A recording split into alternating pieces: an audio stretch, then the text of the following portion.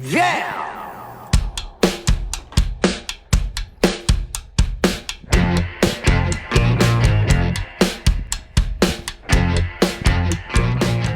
It's Josh Williams here, and welcome to another bonus episode of the One Man Podcast. Today, I have an amazing guest. Of course, these bonus episodes brought to you guys by Absolute Comedy.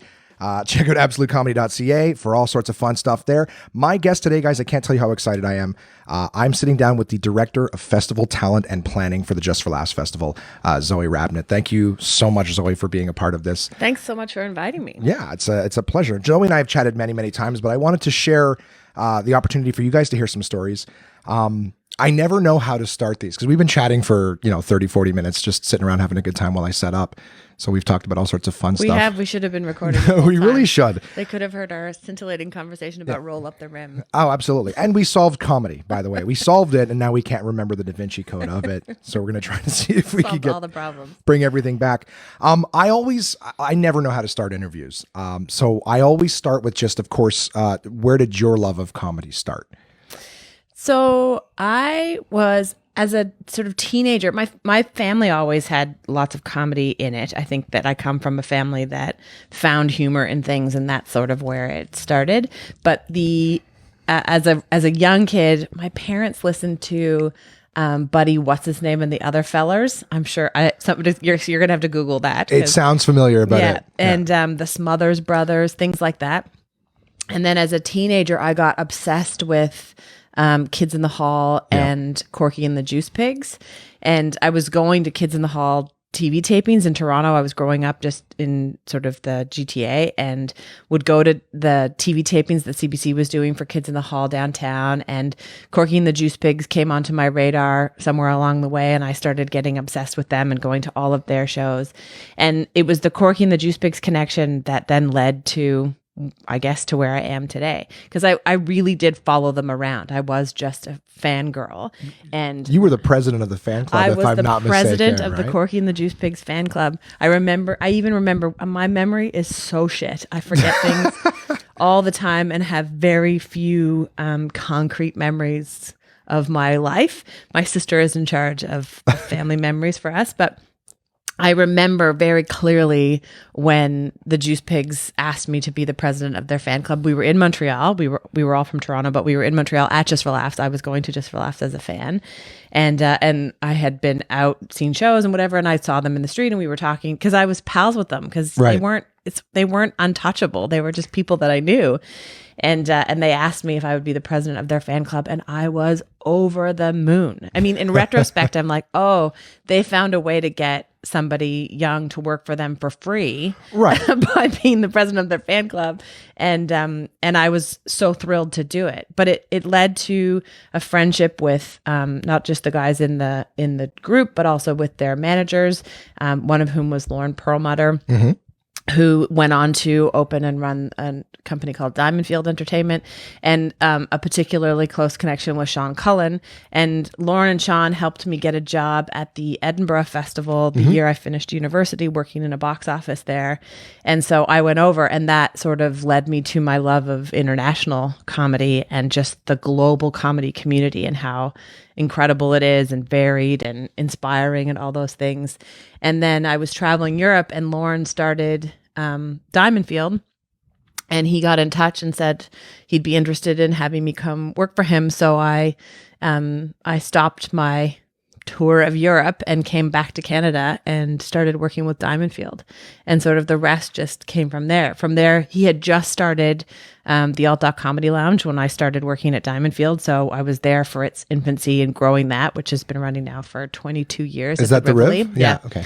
And so got to be seen. I was helping to run that show and program that show, and saw so much comedy in Toronto. And then I continued to go to the Edinburgh Festival as a fan, and occasionally with Diamond Field as well, because we had clients. Was going to Montreal for Just for Laughs with Diamond Field and clients. So was just seeing so much comedy, and it just kept going. I mean, that's not what I went to university for, but... What did you go for? I got a degree in anthropology. Okay. From McMaster University. It was totally... That's dealing with animals, right? Anthropology is a bit more the study of society and human history and things. And but it's it certainly wasn't a degree that in the end made any significant impact in my world, but the experience of university was a good one. But I was at McMaster in Hamilton. So I was at Mac for 4 days of the week. I would go Monday to Thursday to go to classes, and then I would come back on the weekends to Toronto and work at the HMV Superstore, which was just at the hub of everything on Fridays, Saturdays, and Sundays. And so I would just be in music and comedy world for the weekends and then at school 4 days a week. And so as much as university was great, it also was what allowed me to really get involved in the scene in Toronto, which I think was just blossoming and in such a good place that I was really thrilled to be a part of it.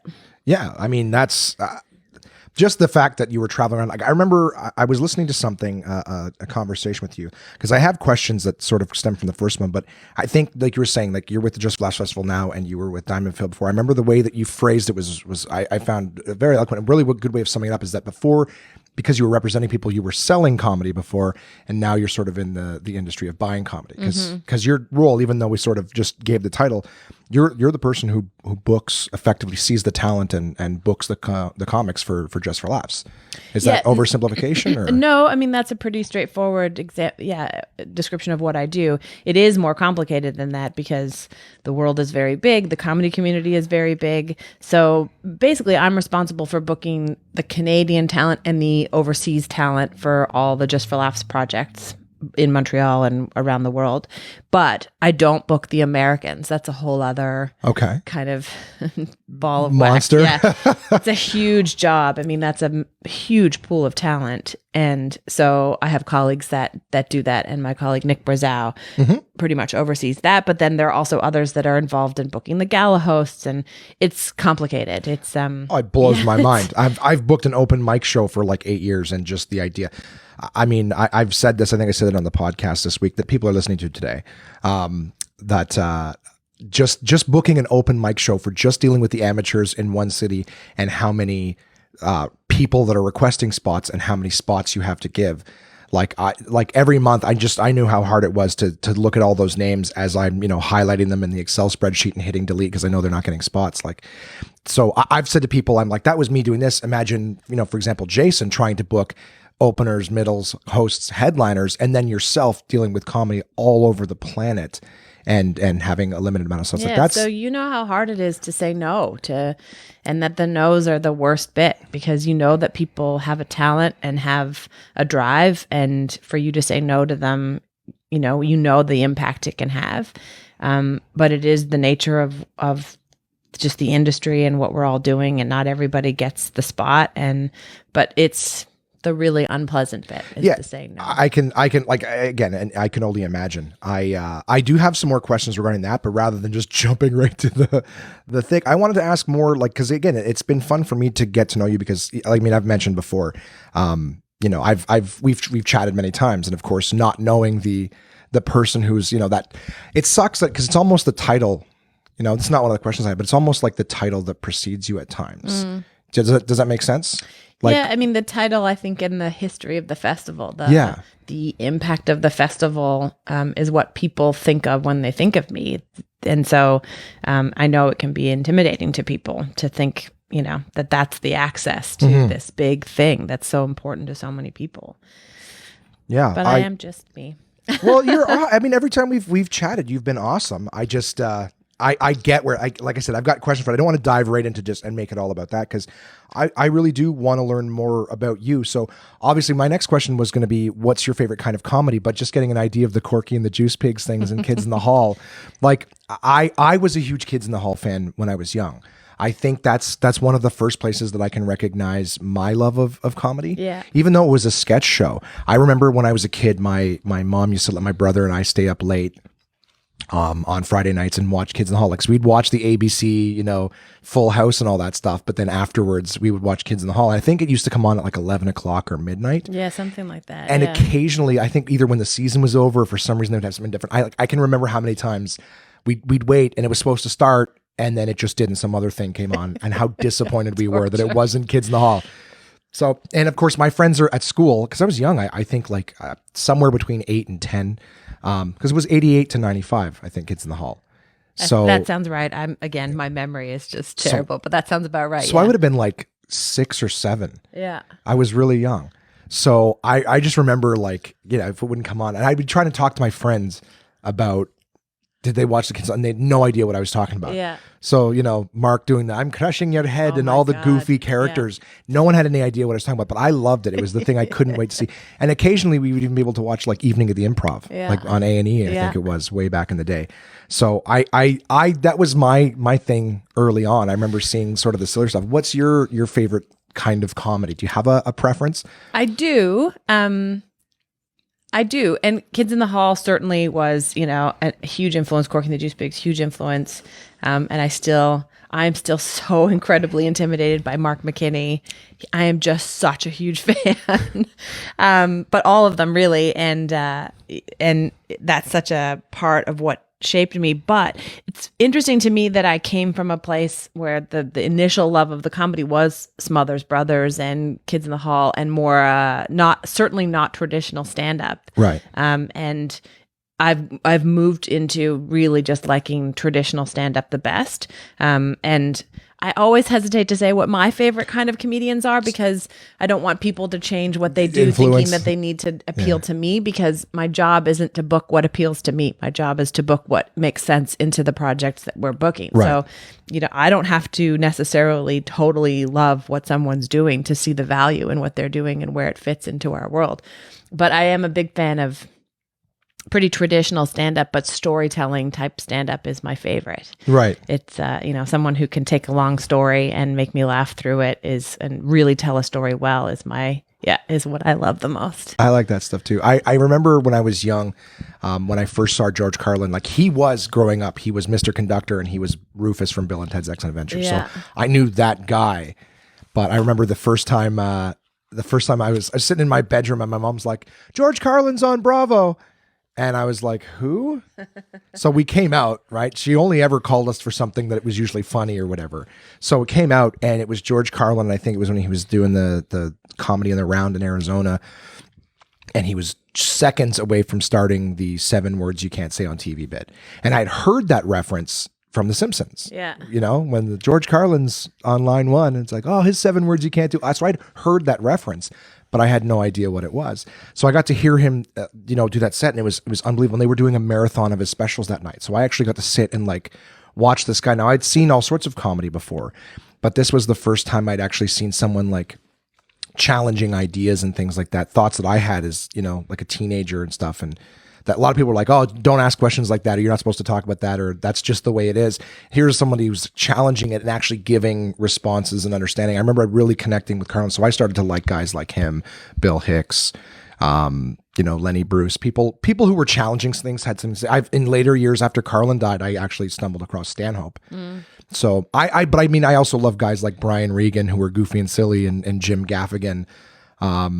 So it is funny because you can have multiple tastes too. Of course, absolutely. But I remember the first guys I connected with were the ones who were like, either if they weren't telling a story, they were doing longer bits about subjects that didn't just go, hey, what about this, boom, and then on to the next one, right? Yeah, and my tastes have certainly changed over the years. The things that appeal to me now weren't necessarily what was appealing to me the most 20 years ago.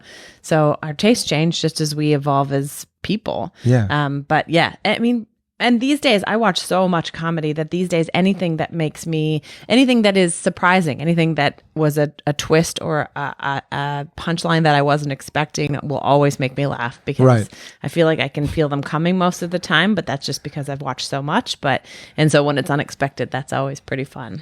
I think this almost would go for anybody without saying, but has the magic sort of, diluted for you in terms of comedy? A little bit. It'd be impossible not to. Right. It's my job. And, for anybody, when it's your job, it's a slightly different way of looking at things. But I do genuinely still love it as an art form. I do genuinely still respect people who do it and admire when it's done well. So I do still really love doing it, watching it. Otherwise, can you imagine the torture if I didn't like it and then having to go watch so much of it? It'd be awful. I would just say, like, even loving it, like, I don't know that I could do it all the time. Like, I find myself not caring the slightest to watch specials on Netflix or anything like that. Yeah, interesting. because I'm inundated with it, and you to a larger degree than I am.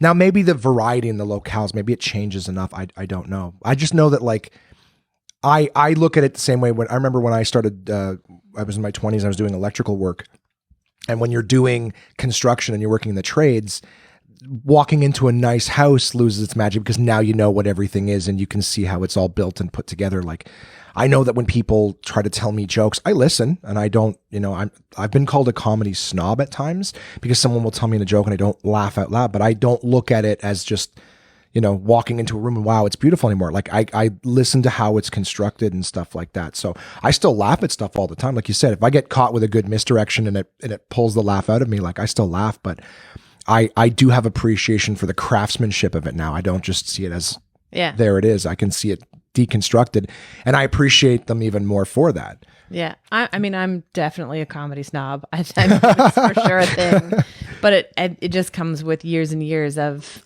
being involved in it. So I think that's a natural, but also, I think I'm still pretty good at being able to take a step back from things and see them for what they are, not just for what I think about them, but for what value they bring to others or other audiences or other, whatever the case is that I'm trying to work on. So, yeah, but definitely a comedy snob. Really? Yeah, for sure. How could you not be after this long in a business, Well, I don't know. I don't know. I would look at a snob as somebody who's like deliberately trying to make anything that's not their cup of tea seem inferior. Oh yeah, no, I'm not. So I don't see it as a negative. But I know what you mean. Like in terms of definitely have your preferences for sure. Yeah.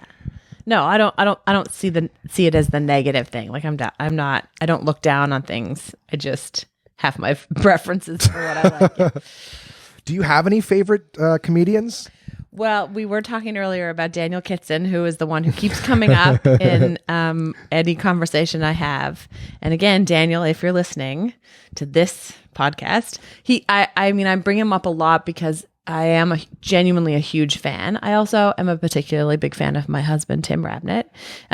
But Daniel is an interesting performer. He's an incredible writer and a gifted performer, and has taken a unique path to where he is. And he's quite well known in the UK and in Australia, but he doesn't put things online. He doesn't do television. He doesn't really record stuff. And so the only way to know him is to see him live.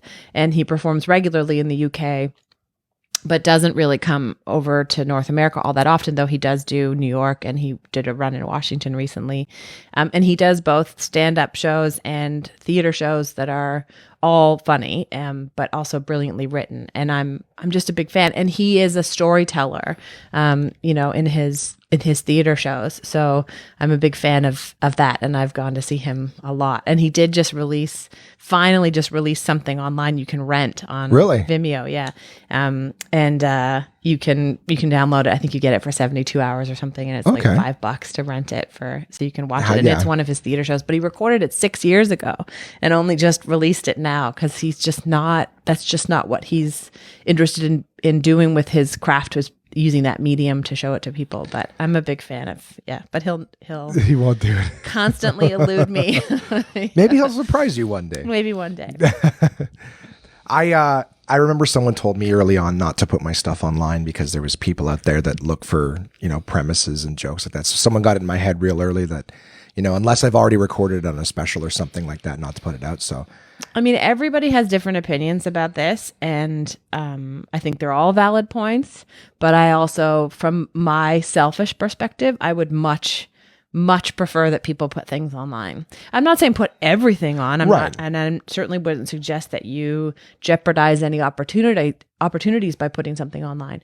But people are looking for you. People want to find you sometimes, and when it comes to an industry opportunity, you want them to be able to find the things that you control out there, that you curate what's put on the internet that people find when they Google you. And so I am grateful when people put quality sets up, even if it's just short, a few minutes. It makes a difference. And I think it's important to do it. Well, I had one video online, very short, like 6 or 7 minute, and I didn't even remember putting it up. but I never pointed at anyone. I'm one of those people who can't stand to watch myself or hear myself or anything like that. And I remember I saw it up there and I took it down. And that week I got contacted by 3 different people who booked me saying, "Where's your clip? We can't find it anymore." And I didn't even know they were using it. Yeah. That's what they were sending to people. Yeah. And somebody else wanted to book me for a theater show. And they were saying, "Do you have anything that you could send us to watch?" I'm like, wow, I didn't realize that was. Yeah. It's a tool. People definitely are using it. And I think if you aren't keeping track of what you're putting out there, somebody else is, because, I find that people have had others put up their clips without them knowing about it, and then you're not in control of it. It'd be better if you are. That is true. I think it's important. I don't think it's necessarily for everyone to focus their energies on to do, but also it's worth being aware of so that you know what your own brand is that's being out there when someone is looking for you. That's true too. And of course that decision to not put it up in case someone sees it and takes a premise or something before that's fear-based. Whenever you're doing something from a place of fear, it's never a good decision. Listen, that's going to happen no matter what. Yeah. No matter what. There are so few completely original ideas out there, that there's always going to be more than one person thinking of something as a premise at the same time, always. And, it's just a question of what you do with it. And so if you know that that's just going to be a thing anyway, then, fine, let someone take your premise. Let's see what they do with it. Right. But, it's just not worth being afraid of that, I think, to limit what you put out there. Yeah. And to miss all of the good opportunities for the sake of the chance of the one bad one. No, you're right. It makes sense.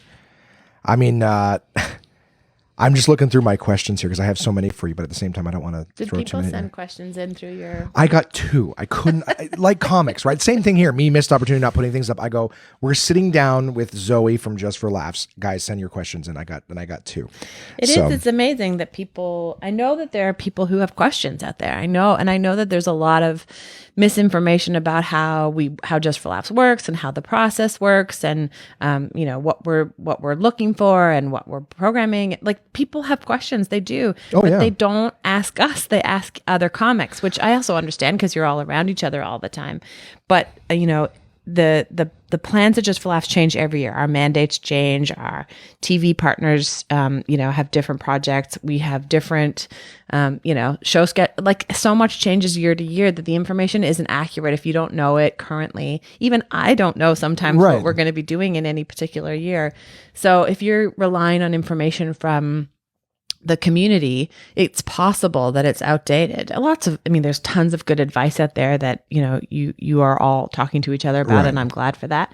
But the information about how we operate changes. And so, unless you ask, and I'm always amazed that people don't ask. And, I think part of the reason you asked me to do the podcast was because there's this document that is circulating that anybody can have. It's basically a frequently asked questions document about us and how we work, and just a few tips and some just general guidelines and some information to help dispel some of the misinformation. And in it, I say, I'm just a human being. I'm really easy to find. And if you have questions, ask me to do your podcast. And you read it and asked me. But that document is out there for so many people. And I know it answers questions. So people maybe don't then have the same questions for me. But it's amazing to me how few people actually reach out when I know there are tons of questions. Asking is so hard. I have been very, very lucky because I don't know why, but I've gotten over the asking fear. I mean, there's a lot of things. I sat down with Paul Verzi the day after he filmed his special in New York at his home. Paul and I are good friends, but I was going like, he's been talking about filming the special for a year. He's doing it, in surrounded by Pete Davidson and Bill Burr were producers. Like everybody was there. Robert Kelly, a ton of people. And I was chatting with him. I was going down to see the thing. And in my head, I'm like, I'd love to sit down and record with him like the day after, like, hey, what was that all like? But I go, you know what? The amount of family that's going to be there and his other friends, and Lord knows how many New York people who have podcasts. I go, there's no chance he's going to want to do it. But I thought if I don't ask and he would have said yes, I'm going to hate myself. So I asked, and of course he said yes. So sometimes just little things like that is just take the chance to ask. Absolutely. And say like, because you'd be surprised a lot of the time. Genuinely, the worst that someone can say, sorry. No, please. I see the background. You don't have to take that? No. I don't have to answer it. I just was worried that it was vibrating. Is that your constant background, or is that the call from? That's just the call from the office. Yeah. Can you forward that to me? I'll just start taking calls. Who are we booking for this show? I can't do a very good Zoe, but I can probably do you with laryngitis. Hilarious. Unless you guys have passwords. Do you have like code words so that they know it's actually someone hasn't commented your phone? No. I promise it's not that high tech.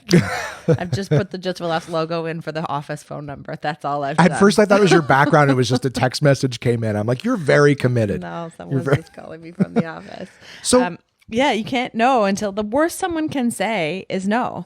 And then you're in the same boat you were in to begin with. Exactly. So and the possibility that someone's going to be cruel about saying no is so slim, right? Especially if you're asking from a kind place. Kind-spirited dialogue and requests don't get a reaction that's so bad. So if you're just asking genuinely, then the worst someone can say is I just can't, or no, that doesn't appeal to me, or whatever. But it's not going to be the end of your life for asking. So that is true. I know that there's some people. I mean, I'd like to think that I'm out of maybe the first rung of the ladder in terms that I'm not, in the open mic scene exclusively, right? Like I'm working and stuff. But I know that at the open mic level, where everyone's running shows, and there's almost I don't want to say an arrogance. There's a lot of great open mic scenes, but there are parts of the scene where the better shows tend to be a little more. Sometimes you get people who've got like a bit of a kiss the ring attitude, with no business of having it. So I think potentially there's a part of fear there that they're used to, because you're absolutely right. When you're talking to people at a professional level, if you're asking kindly, sincerely, with respect, then yeah, you're not going to get a mean, response. But there is a bit of a, piranha's attitude sometimes at the open mic. So it could be that maybe some of that's comes from that area. But again, it's a shame, really, because it doesn't need to be like that. But but I know that happens. Yeah, and that's the fun thing too. Well, funny thing about it is just you learn too that, like, I guess when you're new to comedy, it's just a hobby. It's fun. It's kind of like a clubhouse, everybody's friends kind of attitude. But you do grow when you appreciate the business aspect, and that gets us talking to more about your role. Is at the end of the day, like you said, it's not your personal tastes that decide who goes to the festivals. You have a mandate. You have shows and roles to fill. So it's not so much like, okay, well, I just like this, so it's going to be that way. Like, you understand that in terms of business, you can go ahead and book a show full of people that you like, but at the end of the day, it might not be the kind of show that's going to fill a theater and make a business profitable at the end of the day, because it is a business. Yeah, and I wouldn't be doing my job well if I was only booking people that I enjoy specifically to my tastes. Yeah. When I have guests over, I can't play the music I want to listen to because everyone will leave. No one wants to hear Sheryl Crow and Seal all night. Okay. I mean, the good news about Montreal in particular is that there are so many shows going on with so many different mandates that it allows us to book a lot of different styles and types of comedians. And so it allows for a lot of variety, and that's a good thing for the community in general. 100%. Do you have an idea? Like, I can't even imagine, but do you know how many comedians you see in a year? Oh, like, have you ever tried to ballpark it or? It's a lot. I did try and ballpark it at one point in the last couple of years. But it is, I'm just going to be making up numbers if I say it now, but it is, in Toronto alone, I see at least 200 live showcase sets and then video. And that's just in Toronto. And then, of course, the rest of the country. And then I go overseas and Edinburgh and the Melbourne Festival. And so, it's tons. So many. Is it like, because I wanted to ask like what a typical year is like for you, because again, a lot of people go, oh, Just for Laughs, it's 2 weeks in the summer. But at the end of the day, it's like comedy. People see a 7-minute set and they don't understand how much writing and practicing and all that goes into it. And the same for yourself. Like, your job is year round. You have so much to do in preparation. And then it's just, what everyone sees is that 2 weeks. Yeah. Like, do you get time off in the year? Is there like a spot of time that's just for you? And then what does the work year look like? The work year is pretty year round now, because we have festivals year round. So, Montreal is the one that everybody is focused on, and it's our biggest one, certainly. And it's where also we film the most television, and so it's what outputs the most for the world to be aware of, and it's the biggest and requires the most amount of work, and that's the one in July. But we also have We have a few really big festivals. JFL Northwest is the Vancouver festival. It just took place last week at the beginning of March. And we have JFL 42 in Toronto, and that's in September. And we have Just for Laughs Sydney in Australia, and that varies a little bit, but it's usually in October or in and around there. This year it's in November. And so because they're spread out through the whole year, it's a year-round booking process now, all of it. And so showcases, anytime anybody gets seen by anyone who's in programming at Just for Laughs, they're being considered for all things Just for Laughs. And that can be those 4 festivals. It could be our Bermuda festival that's in January. It could be, there's so many. That sounds amazing. There's so many different things in our tours, our road show, opening acts for any of the people that we're putting across the country. When Mike Birbiglia is touring and needs an opening act, then I have to be the one to know who's in that city and who would make the most sense to open for him. So it's a year-round thing now, and as a result, showcases are a bit spread out, at least the ones in Canada. Right. And I should reiterate that the process in the United States is different. The process overseas is different. So I'm sort of just focusing for today's conversation on how it works in Canada. But the Canadian showcases spread out a little bit more. So, they kind of start in the fall and go through the spring. And because I live in Toronto, the Toronto ones get spread out for weeks and weeks, and, so that they're not at one big bunch of showcases. So yeah, it's kind of year round. As a result, it's very hard for me to take holidays. But Christmas is a nice break, and I try and take breaks other times of the year. But yeah, it's hard. It is a bit year round, yeah. So much flying, I'm sure, too.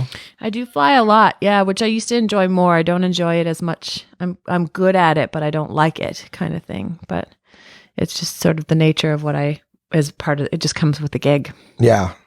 Do you need to get a set of, I got a set of these earlier this year. They're Bose like earbuds, but they're noise canceling. Yeah. And they last for like 16 hours. Yeah. The technology these days for that kind of stuff is pretty great. Yeah. They're still wired, but they have this big battery on the end of them, and they completely block out sound. Isn't that great? It's great to be able to knock that. I want to wear those around all the time, not just on airplanes, but just keeping the noise levels down in the whole world. I haven't been on a plane yet with them because I just got them before Christmas, but I was walking down Yonge Street in Toronto and I heard nothing. Yeah, it's wild. Like just the music or whatever. So like cars honking and stuff. I mean, I was paying attention. I can't just walk into traffic and not get any kind of, but it was like that. And I was chatting with Pete Johansson, and he has the same ones too. Yeah. He does a ton of flying. He's like, I hear nothing on the plane, no turbines, nothing. And Netflix lets you download movies if you have the app. Yep. So instead of having to watch whatever's in the plane, you can just download some stuff on your phone, plug those bad boys in. They don't allow everything. They have, I don't know, there's some stuff you're not allowed to download and some stuff you are, but yeah, they do allow a lot of it. So yeah, I can download a lot of stuff. I heard this year, and I don't know how accurate it is because I don't research anything I hear. I just hear it and perpetuate it. That's the way to do things. Right? But I at least put that in there that I have no idea if it's accurate or not. A lot of people are like, did you know, and this is 100% true, that Disney is pulling out of Netflix at the end of the year. No, I don't think I knew that. So Disney has decided that because they own the Marvel stuff, and they have Miramax and all those sub companies of Disney, not to mention Lord knows how much of the kids content on there is all Disney. I know there's Nickelodeon and Disney, and I think so Disney's pulling out, and obviously are probably going to make the smart move to create their own streaming service, because why just have the deals when they could do it themselves? Yeah. So I don't know. I'm fascinated to hear that. I also heard, again, not 100% sure, Disney's buying Fox. What? Yeah. All right. Well, I haven't heard that either. So let's assume it's fact. Yeah. So again, all the Fox stuff is going to go on. So we might have to switch streaming platforms. So Netflix, let us download everything is the point I'm making. Or I'm going to switch to Disney. They can own me. What else do I have here? I have so many questions. I was checking the time because I was concerned. I'm actually an hour ahead of schedule. I thought we were getting close to 2 because I was saying I have a doctor's appointment after this, and I'm totally prepared to tell them, let's just do that another time. Because as much as I love my doctor, he never tells me anything good. He never said, Josh, you're exactly the right weight. Let's see here. Because I don't want to bounce around too much, but I guess this is sort of a silly question, at least in reading it, but I wanted to ask is like, do you ever feel like there's any comedy that ever, like type of comedy that maybe goes out of style, or that a type of comedy that never goes out of style? Like obviously the regular stuff, but people refer to a lot of like alt comedy now, and just as an example. And I don't think that alt comedy is ever something that really didn't exist and, then just came into it. It's more of, as the population increases, there's more stuff. So do you find that there's any styles that come and go like bell bottoms, or? I think there's always a place for everything. I think certainly there are trends. Right. And that, as with any other industry, there's fashion trends, there's music trends, there's comedy trends. And those kind of come and go a little bit, but there's always an alternative comedy, always. Right. Because whatever it is just not what's in the mainstream. And I think that we're in a funny place now where there was this alternative comedy world for a long time that now has become popular enough that it's hard to define as alternative anymore. Right. It's mostly just quirky, I guess, and so people think of it as alternative, but alternative by definition is alternative to the mainstream. And right. And when it becomes mainstream, you can't call it that anymore. But it always exists. There's always something that is happening in small rooms, kind of off the beaten track, places that people are developing, new ways of doing things that hasn't quite yet hit the mainstream. And so that would be whatever is the alternative of the current time. But it's always there. It always exists somewhere. And the trends come and go depending on what's happening in the world. Obviously things like the Me Too movement are influencing comedy hugely right now and that kind of stuff. But it comes and goes. Some things last a long time. Some things go away quickly, depending on whatever's happening. Last year, I only heard Tinder jokes for a year. Yep. That was it. I was going to say, are you excited for the Trump jokes this year? Well, the Trump jokes have been around for a while. There was a festival that we were worried because everybody had Trump jokes, and it was the festival before the election. And so we, of course, thought, oh, God, here we go. We're going to have a festival full of Trump jokes, and then in the fall, he's not going to get elected, and then we're going to have all this footage that was filmed of all these Trump jokes that's now going out after the election, and it's not going to work anymore because he didn't get elected. Well, turns out we didn't need to worry about that particular problem. But yeah, there's certainly a lot of Trump jokes, though there's definitely a decline on Trump jokes, I'd say right now, because it's just too scary to laugh at in a lot of cases. And people are making, are finding other things to be talking about, because I think we all kind of need it to not talk about Trump so much. Though it certainly exists, plenty of it. It's just not as prevalent as it was when he was running for election. Yeah. Right. Well, back when it was like, can you imagine? And exactly. Now everyone's like, oh, shit. Yeah. We don't have to imagine. And we didn't think of some of those things that he was going to do. Yeah. So I actually hear fewer Trump jokes now than I used to. Yeah. Well, that's good. I've never been a big pop culture guy. I guess I got lucky and I don't want to say learned that lesson, because it's obviously a good skill to have and write jokes often. But I remember early in my career, I would write jokes about, certain local news events, not necessarily local references, but local news things. And just as you're getting the joke stronger and stronger, that event was longer and longer ago. So the joke, gets better, but you feel the laughs tapering off as people start to forget and it's less common knowledge and stuff like that. So, I remember I wrote a joke a long time ago, and then a month later, once I got it kind of where I like just a small little minute joke, South Park did an episode that not only had that product, but the same twist on it that my joke had. And I remember walking in Absolute, and Nick Carter came right up to me. He's like, dude, did you see South Park last night? I go, yes, I saw it. The joke is gone. Right? Because it doesn't matter whether the people in the area, the comics, know that it's not lifted idea. The audience will see and go, yeah, we all saw that. Yeah. Do you know what I mean? So I just learned early on that if I draw from my own life and my own experiences and things like that, it's less likely that, everybody's talking about it. You know what I mean? I always think the Monica Lewinsky type jokes and those things. It's like, yeah, everybody's seeing that across North America. So even though it's not stolen, you're dipping into the same pool as everyone else. So the odds that you're writing the same joke as someone else go up exponentially. Yeah. But if I open the window and a pigeon flies into my room and sits on my ceiling fan and shits all over my bedroom, odds are that's something that happened most likely just to me. I don't have to worry. Which I still haven't written. I've told that story and everyone's saying, why isn't that? That's a why real isn't that thing? That's oh insane. God. Oh yeah. And I was sick. So I was like, I want to lay down. I want to just have a nap. I want to feel better. I opened the window because it was the summertime. I just wanted a little bit of a cool breeze, and a pigeon flew into my apartment, right into my bedroom. And just the layout of the house, it couldn't get out. And so I'm like, ugh, now I got to get this thing out here. I'm like sick as a dog. And so this thing comes in and it slams into one of my windows and shits. And it tries to fly someone, hits the other window, shits. Then it flies up onto the ceiling fan, sits on the blade. It was just going slowly, but it's just merry-go-round painting my walls and my curtains, and they're all black. Everything's black. God. So it's just painting white all over my room. So and I'm an animal lover. So I went and I grabbed a towel and I tried to catch it and gently let it out the back door. And then I spent the next 2 hours cleaning bird shit out of my There's for sure jokes in there, for sure. There has to be. Yeah. And the thing too is, like, I'm telling people this, and I'm not trying to be funny. I'm just angry and frustrated about the thing. And people are dying laughing about how, and I'm just like, but you know, when you're sick, you're like, just want to sleep. I think I started cleaning up so much of it, and I just went to sleep on the couch with the door closed. Yeah, of course. What other choice is there, really? There are jokes in there somewhere, for sure. I mean, if we don't laugh at these things, then honestly. Right. Like, it's just one of those, like, when you ask the universe sometimes, what next? And then it answers you. And then it delivers you a pigeon. Yep. So, but anyways, I so sorry about that. I'm having a lot of fun. I hope you're enjoying yourself too. Gives me an opportunity to talk about stuff that I never talk about. Have you, I guess here's a good question, right?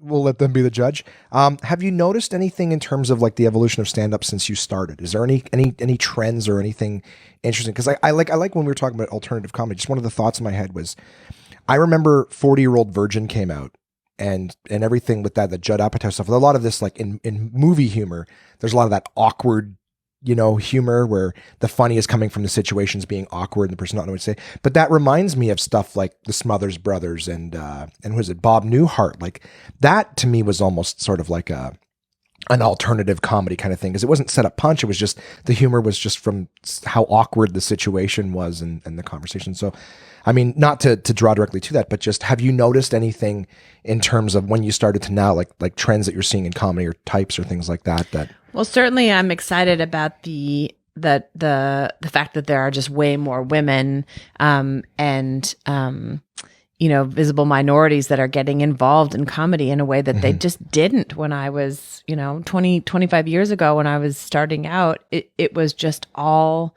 white dudes, which, just didn't reflect our world and our society. And I'm such a big fan of comedy being a reflection of our world and of our culture, and being able to hear all the different perspectives and commentary on life. And certainly lots of people are just telling silly jokes, but lots of them are also commenting on our culture and the world at large. And to be able to get that diversity more prevalent in comedy is improving the genre, the art form exponentially.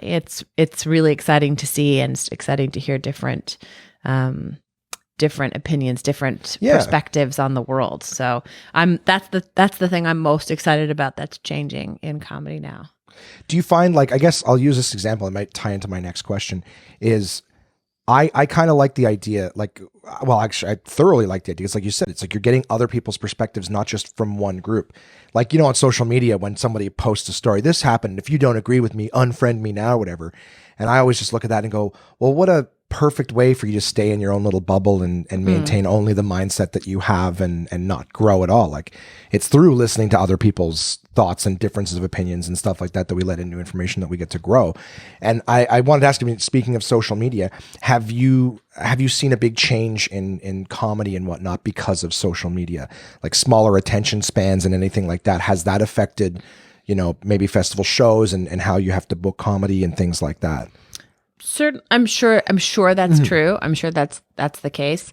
I'm a fan of social media personally, but only to a certain extent. Otherwise, I find it difficult. It's just overwhelming, and there's just so much, and it's impossible to keep up, and it's sometimes hard to look at it all, and it's, can be very negative. And the fact that so many people can say whatever they want behind the secrecy and that hiding behind a keyboard is alarming. But for sure, it's affecting things. For sure, it's impacting how comedy is received and how it's marketed. I think that's the biggest thing actually, is how our worlds are being marketed to us. That to know about what's happening, you need to be able to be savvy with social media and marketing techniques that use them, and that it all has to be bite-sized enough that you can get people's attention. So it's not my world. My wheelhouse isn't marketing. I can't even pretend to know how to do it well, but certainly social media is playing a big part of that, and that impacts the festival and impacts how we promote it and how we tell people about what's going on, etc. But in terms of comedy, I mean, yeah, everybody has to have a Snapchat account and a Twitter account and an Instagram, and it's an overwhelming workload, I think, for everybody to maintain all of those. So I think I'm seeing more people gravitate to just one medium and trying to do it really well for them, whatever that means. It could mean Instagram stories that, follow long pieces, or, Twitter being your thing, whatever works best for your style. I think I'm seeing more people just direct their energies into that rather than trying to do everything, because it's impossible. It is rough. Like, I have multiple things that do, because I've got my personal account, I've got the podcasts account, I help out with Absolute Comedies. I used to do the open mic Monday. So it's not just those 4 accounts, it's those 4 accounts on all of the platforms. So you don't miss, and it's unbelievable. And most of the time I just forget to do stuff, don't do anything. It's too much to have to deliver that content and curate it. But some people do it really well. And I think the ones that are most successful are the ones that are focused and have thought about it a lot and how best to maximize its use to them. I'm going to have to find one of those gurus and sit down with them and go, okay, what do I do? They're like, no matter what you're doing, no matter how boring or stupid it is, just post. Yeah. Because there's someone out there who cares. Which is, after a year of doing podcasts and telling stories, I thought no one would be interested in people saying, I loved it. Like, you'd think I would have got that message by now. It's like, yeah, no, they do care. You don't care because you're living it, but other people care. What else do I have for you here? We got some good questions coming up. I'm trying to make sure I get all the other stuff out of the way. They're not boring. It's just, here's the thing, is I collaborated with my writing group, right? Well, the stuff that I feel like is, right, you got to save the climax for the end, all the good stuff. This is just more of the, I find, again, there's no ambush stuff or anything like that on there, but, no, we already sort of talked about that. In terms okay, so do you guys have any, this one, do you guys have any shows, because you're saying the mandate changes, but do you have any shows that are consistent every year that you guys look for, like any, I know there's Homegrown, there's the Nasty Show, things like that. Do you guys, is there a particular show maybe you guys try to change up every year? Obviously those shows, different lineups, but is there certain shows that themselves that you try to change every single year? We're really interested in making sure that we look at each year, as an individual proposition, that we don't always just assume that just because we've done something in previous years means we have to do it the following year, or do it the same way. So we really try hard not to just copy paste the festivals and think about them, for what they need to be that year to be successful and appealing to people. And it helps that we have so many different festivals, and each of them have their own landscape and are in different cities that have different, audiences to them. That changes the way we feel about how they're branded. But the Montreal Festival has a few mainstays. You mentioned the Nasty Show, that's been around for forever, and that continues to be one of our biggest sort of consistent fan-based events that is incredibly popular. The Ethnic Show is the same. It's another one of these mainstays that's been around for as long as the festival has been around, pretty much. Right. And there are always TV. There's always TV of some sort. Right. So the TV element is always going to exist, but the mandates change for them depending on who the broadcasters are, or what their interests are that year, or where we're filming, or all that kind of thing. But mostly we try to change it up. We try to at least rethink everything. So the Nasty Show and the Ethnic Show are probably the only seriously consistent in their approach, and how they're laid out in the festival schedule from year to year. Everything else is up for discussion every year. We do a British show, like a lineup show of comedians from the UK, but also that can change. That's changed a few times to be sort of slightly different variations on the theme, but And Homegrown happens every year, but every year is a little bit different. It's slightly in a different venue or something, and things can change there too. And so there are certainly things that come back year to year, but every year we relook at them and think, okay, are we doing this the same way? Should we reconsider? How should we be approaching it this year? Very cool. Which pretty much answers my next question, is to say, what's made JFL the best festival in the world?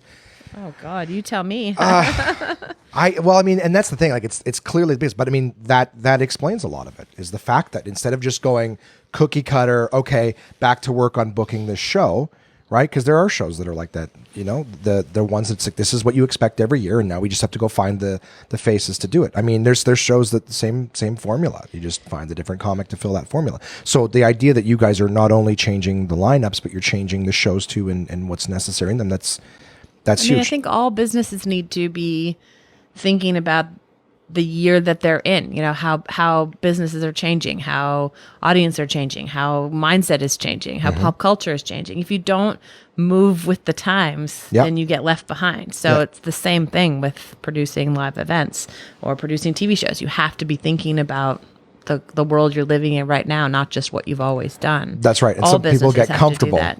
All businesses do that. So we're always striving to think ahead. And the conference side of the Montreal Festival is probably the best indication of that, because it has grown huge over the last few years, and it is always about right now. It's always about panel discussions. It's about It's about Q&As. It's about the people of right now and who's influencing our industry and talking to them about it. So it is always striving to be very current and thinking ahead to the next things. So that forces us to think about it in depth for the whole festival. Now, this is something that I'm sure you guys have already thought of, but I'm going to throw it out here just because I'm thinking of it. And of course, we're playing with the medium right now. Have you guys considered doing a portion of the festival being a podcast thing? They did one in Arizona this year, I believe. Yeah, it's something that's come up a number of times and has kind of been looked at a few different ways. And I think that there are a lot of these terrific ideas that could get incorporated into the festival, and ultimately it often comes down to just manpower, that it's hard to, the festival is so massive in its scope that to add things to it can be a challenge for us. So, But absolutely there's always things like that we're eager to do and to try, but just trying to figure out how they fit into things and how best to approach them with who, is a bit challenging sometimes. So, but yeah, absolutely. We've thought about it, and we should really get around to making that happen. That's okay. If you guys need to create a new position and give me a call, Good to know. Good to know. I'll be the Zoe Rabnett option. No, it's something I heard earlier this year, and I thought, you know what, at first I was kind of like, well, who wants to go sit around watching a live radio broadcast? But I mean, the Debaters has been crazy successful with that. And we have a ton of podcasts that record from the festival, tons. We just don't have a Just for Laughs specific podcast that we record, but there are tons. There are live podcast recordings at Just for Laughs in a big way. That has grown in the last couple of years to the point where it used to be sort of just a conference thing, that it would be kind of an industry insider event. And now it's absolutely, some of our biggest live events are live podcast recordings now. And at JFL 42, where it's a headliner series, and then, that sort of is at the top of the festival and everything else, we had a headliner series that was a podcast, a live podcast. So podcasts have exploded, and we'd be crazy not to be paying attention to that.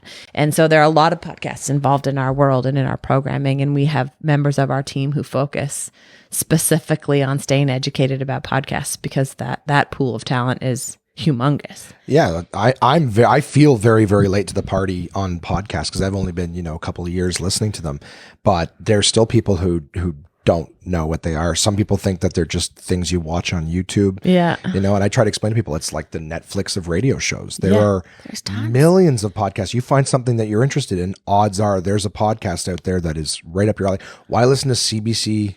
I mean, well, fuck it, they're not paying us. But at the end of the day, why listen to a specific story on CBC that you're not interested in, because that's all that's on when you have access to all of these things? Yeah, though CBC has started creating their own podcasts. They have their own original content podcasts, and they have some really amazing podcasts available to listen to. So they've gotten into that game too, and I think they've had some huge success with that.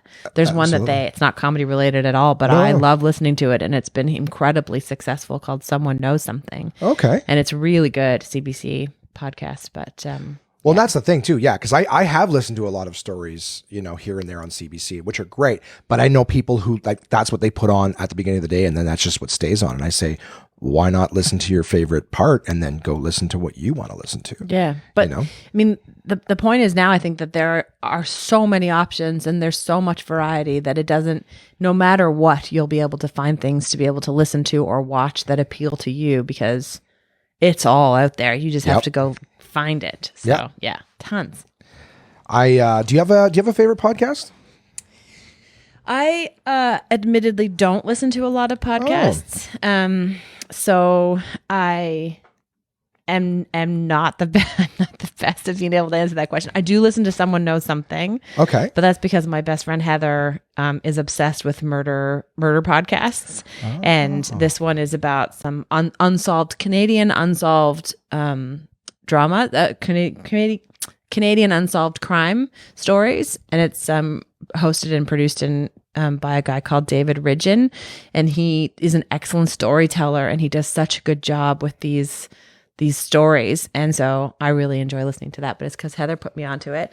But other than that, I listened to a podcast that I really enjoyed called Mom Says My Memoir Is a Lie. It's an Australian comedian who wrote an autobiography a couple of years ago that was pretty successful, but it was about her life, and a lot of it had to do with her mom, and they'd had a strained relationship, and it was pretty dramatic. And then her mom read the book and implied that lots of it wasn't true, and so they decided to just have a podcast where they sat down together, and the girl who wrote the book would read a chapter and then they would talk about it. And it was really good. It's done now because they finished, but they're going on tour, and I think she's written another book. So I'm sure they're going to keep it up. Oh, yeah. And I just started listening to Dax Shepards Podcast, but it's basically interviews like this, long form interviews. And he's had some really great guests. He just had Ellen DeGeneres on this week, and Jimmy Kimmel's was really good. Oh my God. I would love to listen to those. Yeah. So those were really interesting. And yeah. Did you watch Making a Murderer on Netflix? I did. Okay. Were you frustrated like everybody else was at the end of it? Yeah, I guess. I like that the world we're living in now is not Hollywood Disney endings all the time, that we're not insisting that everything gets delivered to us with a bow tied on at the end with a nice, clean, easy finish. I like that there are things now that we're watching that don't have an ending, because that's not what happened.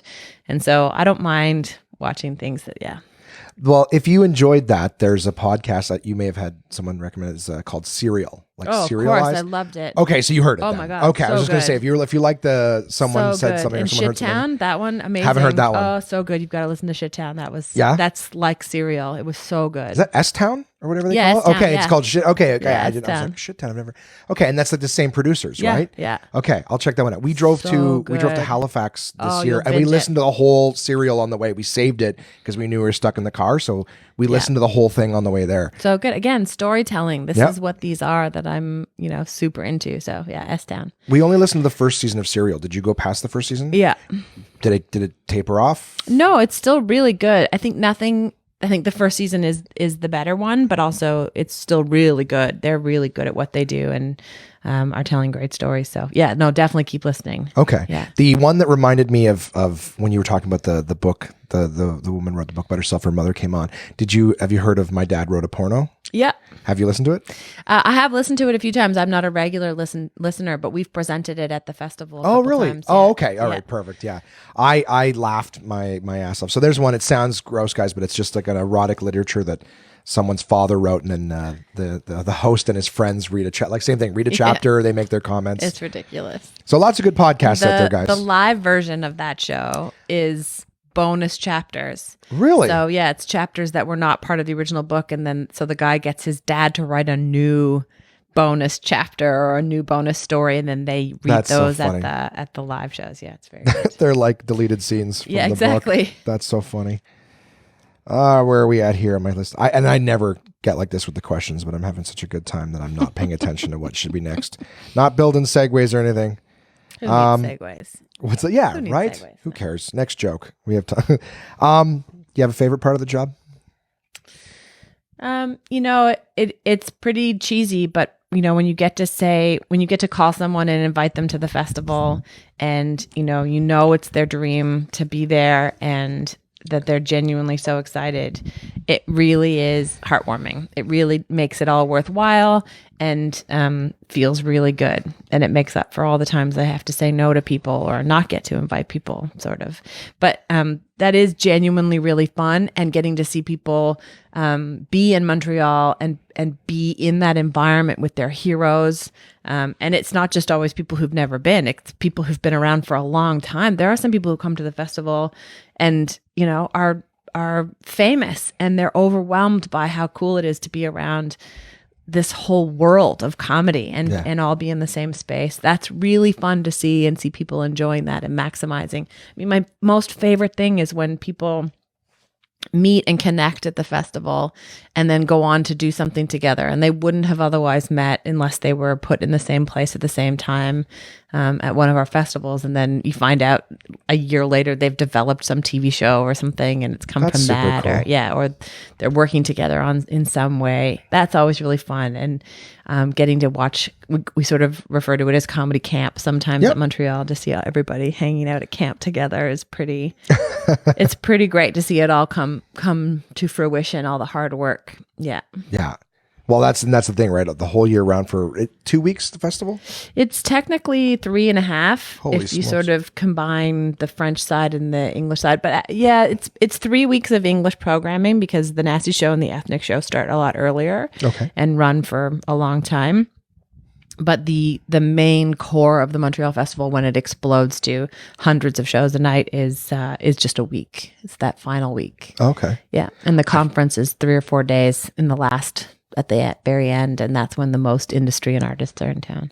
I've been years. I mean, I will celebrate 10 years doing stand up at the end of the year, and I'll be celebrating 10 years of Just for Laughs at the end of the year. Yeah. Sweet party. I have never been to the festival in terms of even going to see shows. Yeah, it's been something that it's always, and then every year. I mean, I always wanted to go. My family didn't have a car, so even though Montreal is 2 hours away, we grew up, very, very tight budget. So we never didn't have a car, and the idea of going and being able to afford it, we just couldn't do it. And since I've been in comedy, I always seem to be out of town or booked for a week somewhere during the festival. And I'm always like, oh, every year I seem to be able to be. It's probably because everybody's at the festival. They've got spots to fill. I'm here going, I'm lucky I'm getting work this week. But I've been meaning to go, and I think this year I'm gonna go. I'm gonna make sure that that's something. It's a neat thing to do as a fan. It's a terrific experience as a performer. I think, at least we try to make it a terrific experience for all performers. But it's also a really neat thing to do as a comedy fan. I was talking earlier about going as a young adult, being just a comedy fan and just showing up and buying a pass and just immersing myself in comedy. That hasn't changed. That still exists. It's very easy to show up and see a ton of shows and, experience a variety of performers you've never heard of from other parts of the world, or someone. Inevitably, you'll walk away being like, how have I never heard of that person? How is that possible that someone that good has never been on my radar? And that's just all over the festival. It's so great. And there's so much that isn't televised. Because remember, I was a kid growing up watching Just for Laughs, and I would see guys. That was one of the cool things about getting into comedy myself, is seeing people that I had seen on Just for Laughs, and then being able to work with them and be friends. Like very early in my career, Joey Elias was kind enough to take me under his wing and things like that. And I remember seeing several galas of his. Yeah. It's even fun to watch some of the older ones now. They don't air as much now, the 10, 20 years ago ones. Yeah. But it's really cool to sit and watch people's older galas, again, being able to appreciate the craftsmanship of the joke, but also just, hey, like these people, I remember watching this, doe-eyed as a kid, and now that's someone who I've worked with and who's a friend, and you know what I mean? And it's, the history there is just astounding, how much of it. And we film so much in Montreal, more than we ever have in the past, but that's really only the surface of the festival. There's so much more in a live capacity if you're just coming as a fan to see it. There's I mean, there's an infinity number of shows to try and get to. It's just so much. Well, you tell people like Just for Laughs too, because again, other comics will say like, I've done Just for Laughs, and sometimes people will say to them like, "Oh, I haven't seen it." It's like, well, not everything. Also going back years, but not everything there's so much that isn't filmed. Yeah. There's way more now than there was before. I'm loving the All Access. Great. By the way, I love that. Thank you for watching. Yeah. I don't know if this is bad to say, but I mean, I'm almost enjoying the All Access more than now. But then again, it could be personal bias because I'm seeing a lot of people I know on All Access. Sure. That could be part of it. You mean as opposed to the galas that are like for CBC and stuff? Yeah. I mean, there are Canadian comedians across all of them. So there certainly would be people that in all of our filmed series. But every one of them, it's all about personal taste. They all have slightly different approaches or different sort of styles and are geared towards slightly different audiences. And so some might appeal to you more than others. And that's how it works, is everything is being, programmed that way. So yeah, some things will appeal to certain people differently. Mm-hmm. I remember, it's so funny too, because comedy is at the end of the day, it's subjective. Of course. Absolutely. Yeah. So it's funny to I remember I've performed with comics, and not to name names, but I've performed with guys who I loved before I did comedy. I still think are absolutely amazing.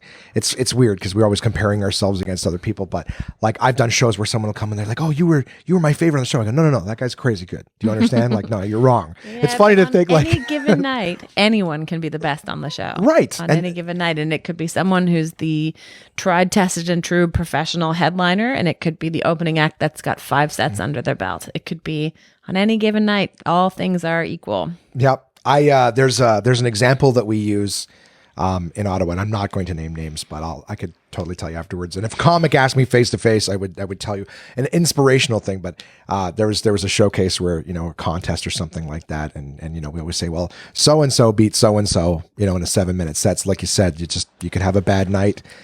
Contests are a funny thing. I have a love-hate relationship with contests. They, I think, are necessary in our industry, and I think that they serve a purpose, and I think that they bring a lot of attention to comedy, which is such a great thing. But they are inevitably difficult, and again, when it's an art, and it really is an art form, and it's so subjective, then it's impossible to judge. It's not a thing that makes any sense to judge, but also with all the pros that come with it, I think that it's an okay balance to work it out. But the best we can hope for with contests, I think, is to make sure everybody has the best experience they can and don't leave it feeling, worse. So, right. But if you're going to get involved in a contest, that's just sort of what you have to accept is that.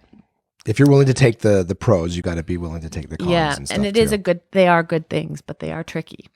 Yeah, and I think I heard you on another podcast saying that with showcases and contests and things like that, it is a little bit tougher. But then again, if you're going to do the biggest comedy festival in the world, that's going to be tricky too. So you need to see that someone is prepared for that situation, that they can work under pressure and still deliver and things like that. I do think it's important to develop these skill sets. Showcasing can be stressful, but it is a skill set, just like headlining is a skill set and hosting is a skill set, and a showcase set is one thing, and a headline set it requires practice and dedication to sort of thinking about how best to approach it, and then also the acceptance of on any given night anyone can be the best, and that you just don't know how everything's going to go because there are factors that are out of your control, so you have to do your very best under those circumstances and just see how it works out.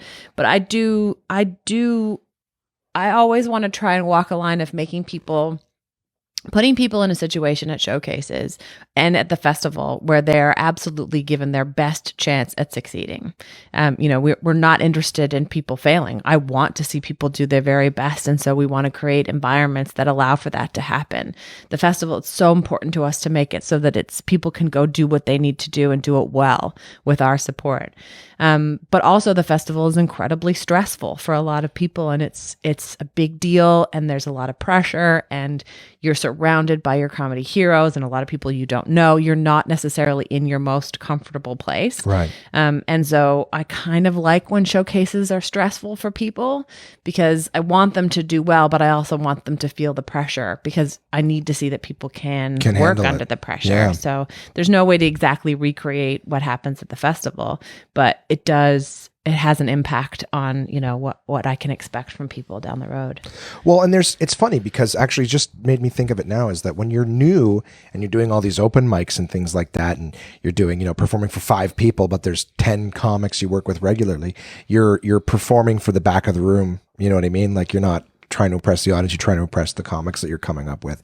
And of course, that's one of the things you try to get out of your system early on is that, I don't know, who cares who else is here? They're not buying a ticket for the show. It's the audience, impress them and this and that. But I could totally see once you get to that festival, like you're saying, now you're there with your heroes and everything like that. Like I can see that mentality of almost like, shit, now I'm trying to perform for the back of the room again because I know who's coming out next or whatever it is. And that is, it's something I never thought of, but that's going to mess with you too. Yeah. There are a lot of those factors that come into play when you're in that environment. That's crazy. All right. I changed my mind. I don't want to do it anymore.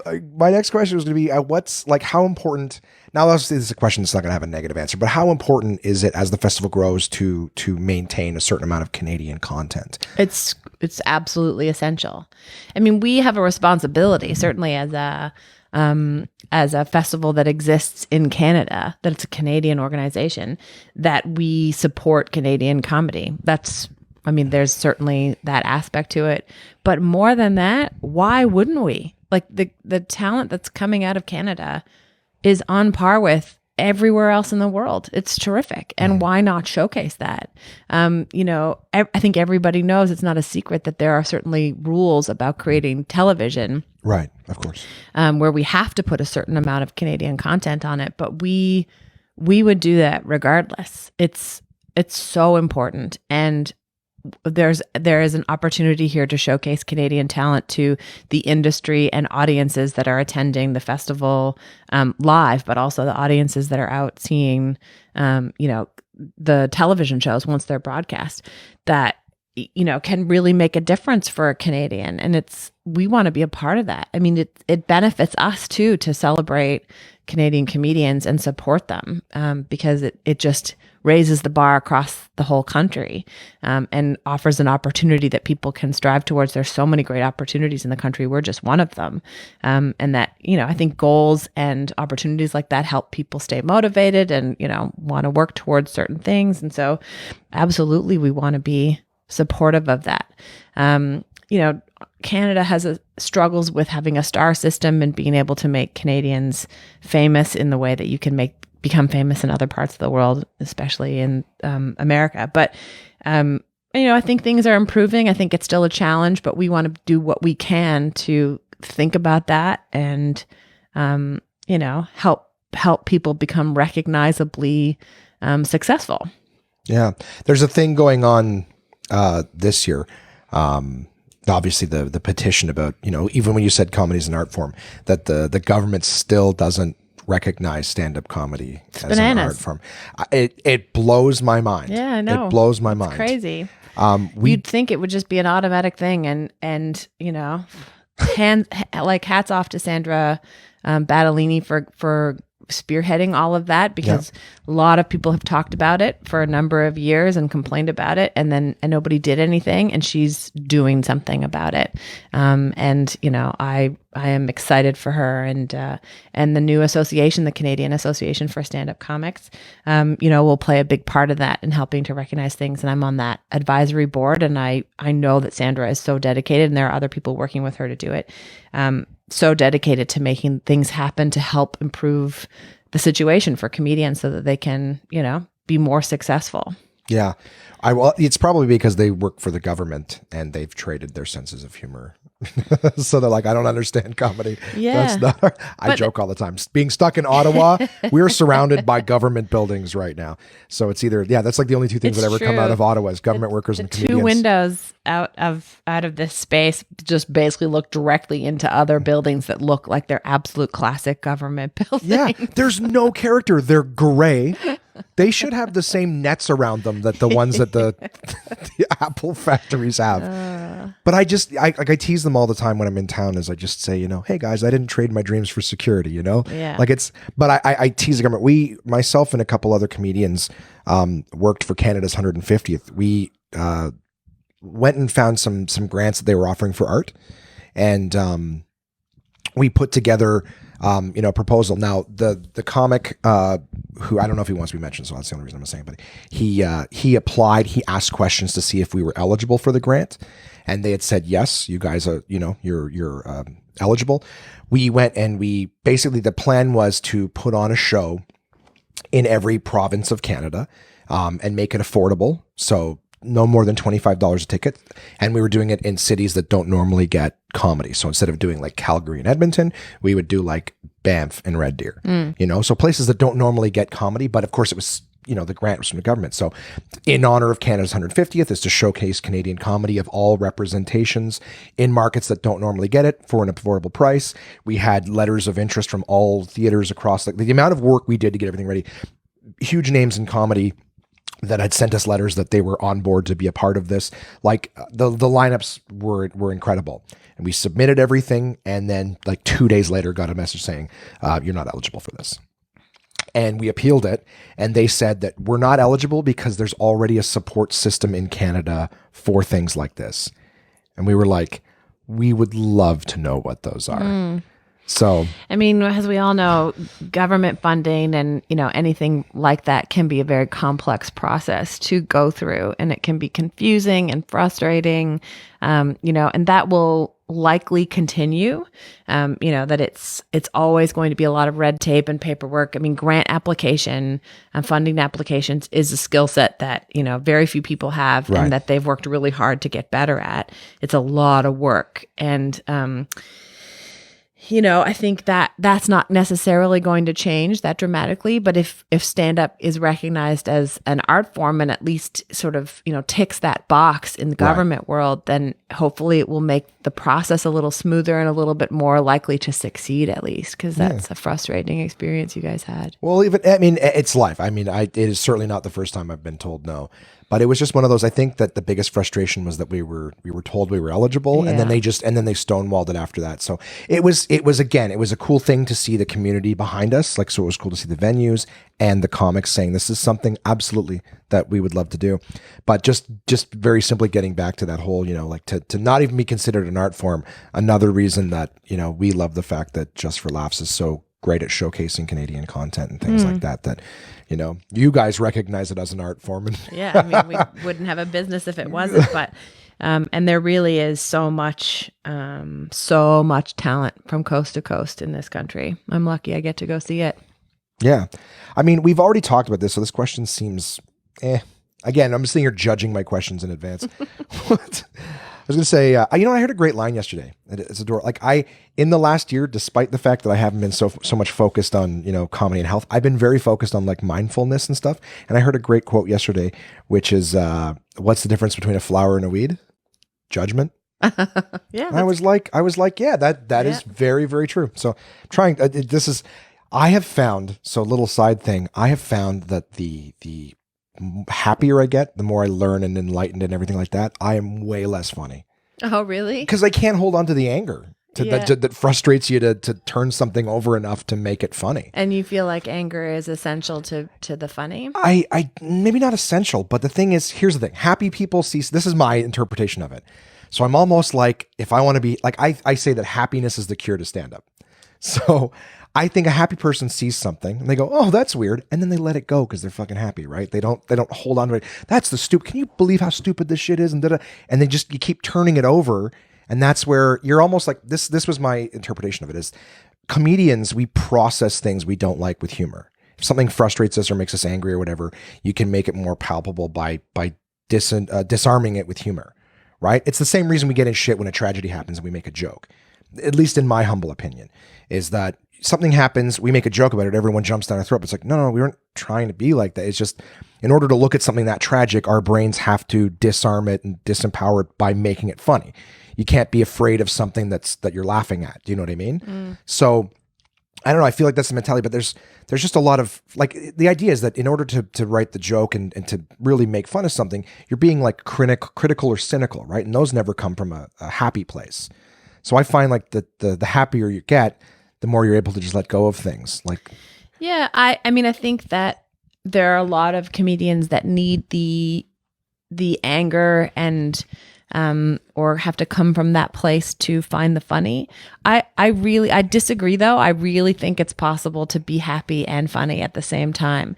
I can't remember exactly how she put it, but Courtney Gilmore posted something not too long ago. She's a comic out of Toronto, and she posted something not that long ago that was about this exact thing, that she didn't feel that it was necessary to be angry or sad or depressed to be able to be funny. You didn't have to hold on to all of that and in worry that you were going to lose your funny. I think it can be a struggle for some people, for sure. And I think some people are better if they're coming from whatever the places that they're coming from, which can be pretty dark sometimes. But I don't think it's essential, because I do think that people can stay funny even if they work their way through some of their anger or depression. And I know that's such a huge struggle for so many people in our community. And they need the support. But I would hope that they don't worry that they're going to lose their funny if they work through some of their issues and come out to another place. Because I think you're absolutely right. I think you're absolutely right. So I do agree with you. I think the struggle that I'm having is what I'm trying to do now is give myself to be angry in the moment. Because one of the things that I've been working on, and all the listeners know this, so nothing new to them, but one of the things I've been working on is I was in such a place for a while that I was trying to not even let the anger happen. So I'll share with something with you that I learned in the last couple of years, which has been a great tool, but what it does is it diffuses the anger even in the moment. So I agree with you. For something to happen and then you take that the pain and the feelings and you process it into something and you let it go. So now you can tell the story, but you've already let it go. What I've done is my anger gets diffused immediately. So I don't even get to stay in that mindset where I'm, like I said, disarming it or whatever it is, working through it that way. I just immediately move past it, recognize what it's. So somebody told me that anger is a secondary emotion to fear. You cannot get angry unless you're feeling afraid. Now, you're not necessarily aware of it. So, for example, someone cuts you off in traffic. You're like, watch where you're going. You know what I mean? Like, the idea is that you were afraid your car was going to get damaged, you were going to get hurt. The fear, even whether you recognize it or not, was there. In any instance, if you feel yourself getting angry, there is a fear that exists somewhere, whether you know it or not. So for me, like, I would get frustrated. One of the things I did over the last few years was I was delivering pizzas for Domino's to help make ends meet. And I remember, I'd do 2-3 deliveries in a row where you get no tip and come back frustrated and angry. Like, I can't believe I'm doing this, like these fucking people. You're just getting upset and angry. And, you stop in that instant, you go, what am I afraid of? I'm angry. So what am I afraid of right now? And, you start thinking, well, maybe I'm afraid that I'm wasting my time. Maybe I'm afraid I'm not going to be able to pay my bills. Like, maybe like that's where that anger is coming from. It's not really that. And the thing is, when you move from just anger and reacting to, okay, well, what am I afraid of? Now you've gone from emotional to a logical state. So you're actually working through it. Once you might not even figure out what it is that you're concerned of. But if you recognize that anger comes from fear and you start trying to think it out, at least you're not reacting anymore and you've diffused the anger part. But at the same time, if you do figure out what it is, well, now you know what you're afraid of, so you can work towards a solution as opposed to just being angry about it. It's helped me, you know what I mean, with times, definitely I've said before, it was affecting my, just relationships in general, not angry at people, but just being an angry person sometimes is hard to be around. Yeah. So anyways, not only has it helped me with my anger, right? Because like I said, now when I feel that anger, rather than being able to get mad in the instance and then move forward later, it's just, I diffuse it right away by going, okay, what am I afraid of? And it doesn't keep me, at least in that headspace where I used to be funny or just processing the anger with humor. But it's really changed how I look at other angry people because, rather than seeing someone who's aggressive or angry or whatever, now I see someone who's afraid. So when I see someone who's upset, again, none of this is funny. No, but it's a really good lesson in life in general. And, but I do think it's like if someone, has a whole act that's about, being married, right? And their whole bit, and then they get divorced and they're like, yeah, but what am I going to do now? I have to lose all that material. Right. Or someone who's all their jokes are about being overweight and then they lose the weight. And then now what? I think it's the same thing. You can you have a challenge in front of you to start coming at your comedy from a different place. It's a big challenge. But it's not an insurmountable challenge. The comedy is still there. You just have to come at it from a different place than you used to. So even if you're not feeling the anger the same way, which is a really good, healthy thing, then you can still find it. You just have to get to a place where now you're coming at it from this other way. And that can be really hard, I think, for people to think about and can seem like an insurmountable challenge, but it's still there.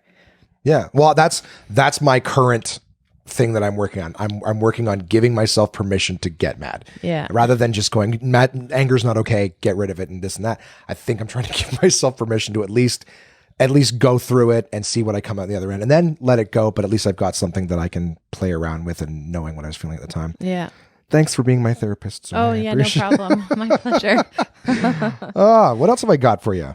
I mean, I've asked about the difficult decisions and everything like that. I mean, it can't be easy. It can't be easy to. It's definitely a challenge because there will never be a way to include everyone who deserves to be included. That's for sure. And so I will never make everybody happy. I'll never be able to do it. But I can do my very best and I can, try and support the people that I get to support. And I can encourage people to just work on being their best selves and to try not to stress too much and put too much importance in this one opportunity. There are a lot of other things in our lives to, pay attention to. And like I said earlier, I think it's important to have goals, and dreams and aspirations to work towards. But I think it's dangerous to start putting too much pressure on yourself that you have to get that thing. And then you lose focus on some of the other opportunities you could have. And, there's a comparison hangover situation that's happening with so many elements of our lives now. Comparing our lives to someone else's life on social media is a dangerous, slippery slope for a lot of people. But comparing your success story versus someone else's success story in comedy has the same impact and can be really dangerous for people and for their well-being. And it's very hard when you're, working side by side with other people to not think, well, why did that person get that thing and I didn't? Yeah. But there are just factors that are at play that you don't always understand. And it's so much better to accept what it is, keep striving to be your best and working towards things and asking for what you want and putting it out to the universe, but not putting all the pressure on it. Because it's not always going to work the way you want it to work. But if you can feel comfortable in your own self that you did your very best to make it happen, then that is pretty satisfying. Yeah. Because I can't make everybody's day by inviting everyone, but I do my best, and it can get tough to say no to people, and I know upset people. Well, that comparison thing, that's first off, two quotes I love. One is comparison is the death of happiness, because it doesn't matter how much you achieve. If you're comparing to other people, there's always going to be someone who did it better, who did it faster, did it more lucratively. Like if you're comparing all the time, you're never going to be satisfied. And, with, I had another one, but that's my brain forgetting everything. Yeah. We come from, not to get too cheesy and stuff, but please. We come from a place where we used to live in communities of 100 or 200 people. And so everybody in that community was the best at something. And now we're comparing ourselves to communities of millions of people at once. And so you're never going to feel like you're the best at something. And so all the best we can do is to be the best that we can be for ourselves. Right. That's the other quote is you don't have to be better than anybody else. You just have to be better than you were. If you're only comparing yourself against the person you were the day before, then it's a much easier, barometer and goal to set. Is just be better than you were the day before. And that's the perfect example was when you brought up social media, because that's the thing is what you're seeing on social media too. You're only seeing everybody's demo reel, the best themselves. Like even people in relationships will say, well, look at so-and-so and so-and-so. They seem to always be happy. It's like, do you think anybody is whipping out their phone in the middle of an argument and going 1 second, they're just recording the fight so they can post that. Look, trying to bring some balance to this image here, guys. Like it doesn't happen. No, we're seeing the curated versions of people's lives for the most part, which is an impossibly high bar to live up to if you're going to try and emulate that. It's just not possible. So, and we're all just human beings. The people who you're talking to every day, you don't know what's going on in their lives. Yeah. You know, and the same way that I know that comics are coming on stage at a show, I don't know what happened in their day. I have no idea what's going on in most people's lives. I just know what I get to watch on stage for that 7 minutes. In that same way, they don't know what I went through that day. I'm just showing up to watch the show that day. We're all just human beings trying to go through our days doing the best that we can, and let's all be a little nicer to each other and accept that everyone is just trying to do their best. Well, that is the best mentality to have. Like I mean, the people I bump into on a daily basis, you don't know what happened to somebody. So just even yelling at somebody who cuts you off in traffic, like maybe they're scatterbrained because they just got the worst news of their life or something. Like you don't know what other people are going through. So the best thing, again, the more you practice empathy, the better you can make the world, right? Because if I yell at somebody, you know, and not to say that was ever something that was in my character, but just, you know, I was capable at yelling at somebody in traffic. It's just like, if you've made the world that much worse that day by that interaction, do you know what I mean? Yeah. That's the stuff you try to avoid. And I know that people, you know, have a tough time sometimes with the role I'm playing, and that I get to say yes to some people and say no to some people, and get frustrated with that. And I can't always make everybody happy. But, you know, I hope people will understand that I'm doing my job as the best that I can. I don't always get it right. I'd like to think I mostly get it right. Yeah. But nobody can do anything perfectly. And so if everyone could just cut everyone a little slack. You're never going to please everybody. You're never going to do pizza. I can't make everybody happy. The gluten-free people don't like pizza. There's gluten-free pizzas now, though. Yeah, but they don't taste like food. Well, my husband Tim is gluten-free, and is he? Yeah, he's found a couple good ones that he says are good, but I don't believe him. You know what? Domino's actually has a really good gluten-free pizza. I just don't believe it. Try it. Well, it's not like it's a gluten-free crust, so it's kind of like it's like a spinach dip. You know, the pita things that they give you, and it's like kind of squishy, whatever. It's not deep fried like pita, but that texture of sort of like the little points where it's sort of crunchy on the outside, soft on the inside, that's the gluten-free crust at Domino's. So if you like that texture, I mean, it's definitely things are getting better in the gluten-free world, I think. I mean, that's what Tim says, that he's finding some good options, but I don't know. That's so funny. I can't stand the gluten-free stuff. John Panette had great stuff on the gluten-free things. He did. Rest his soul. He was a sweet person. He was. This was something that popped into my head when you were speaking. Is I wanted to ask you, have you learned, because in your position there's lots of people, you know, trickle down similar situations. Have you learned any like exercises or things to make? Because like I said, I've chatted with you many times. I could tell you're a good person.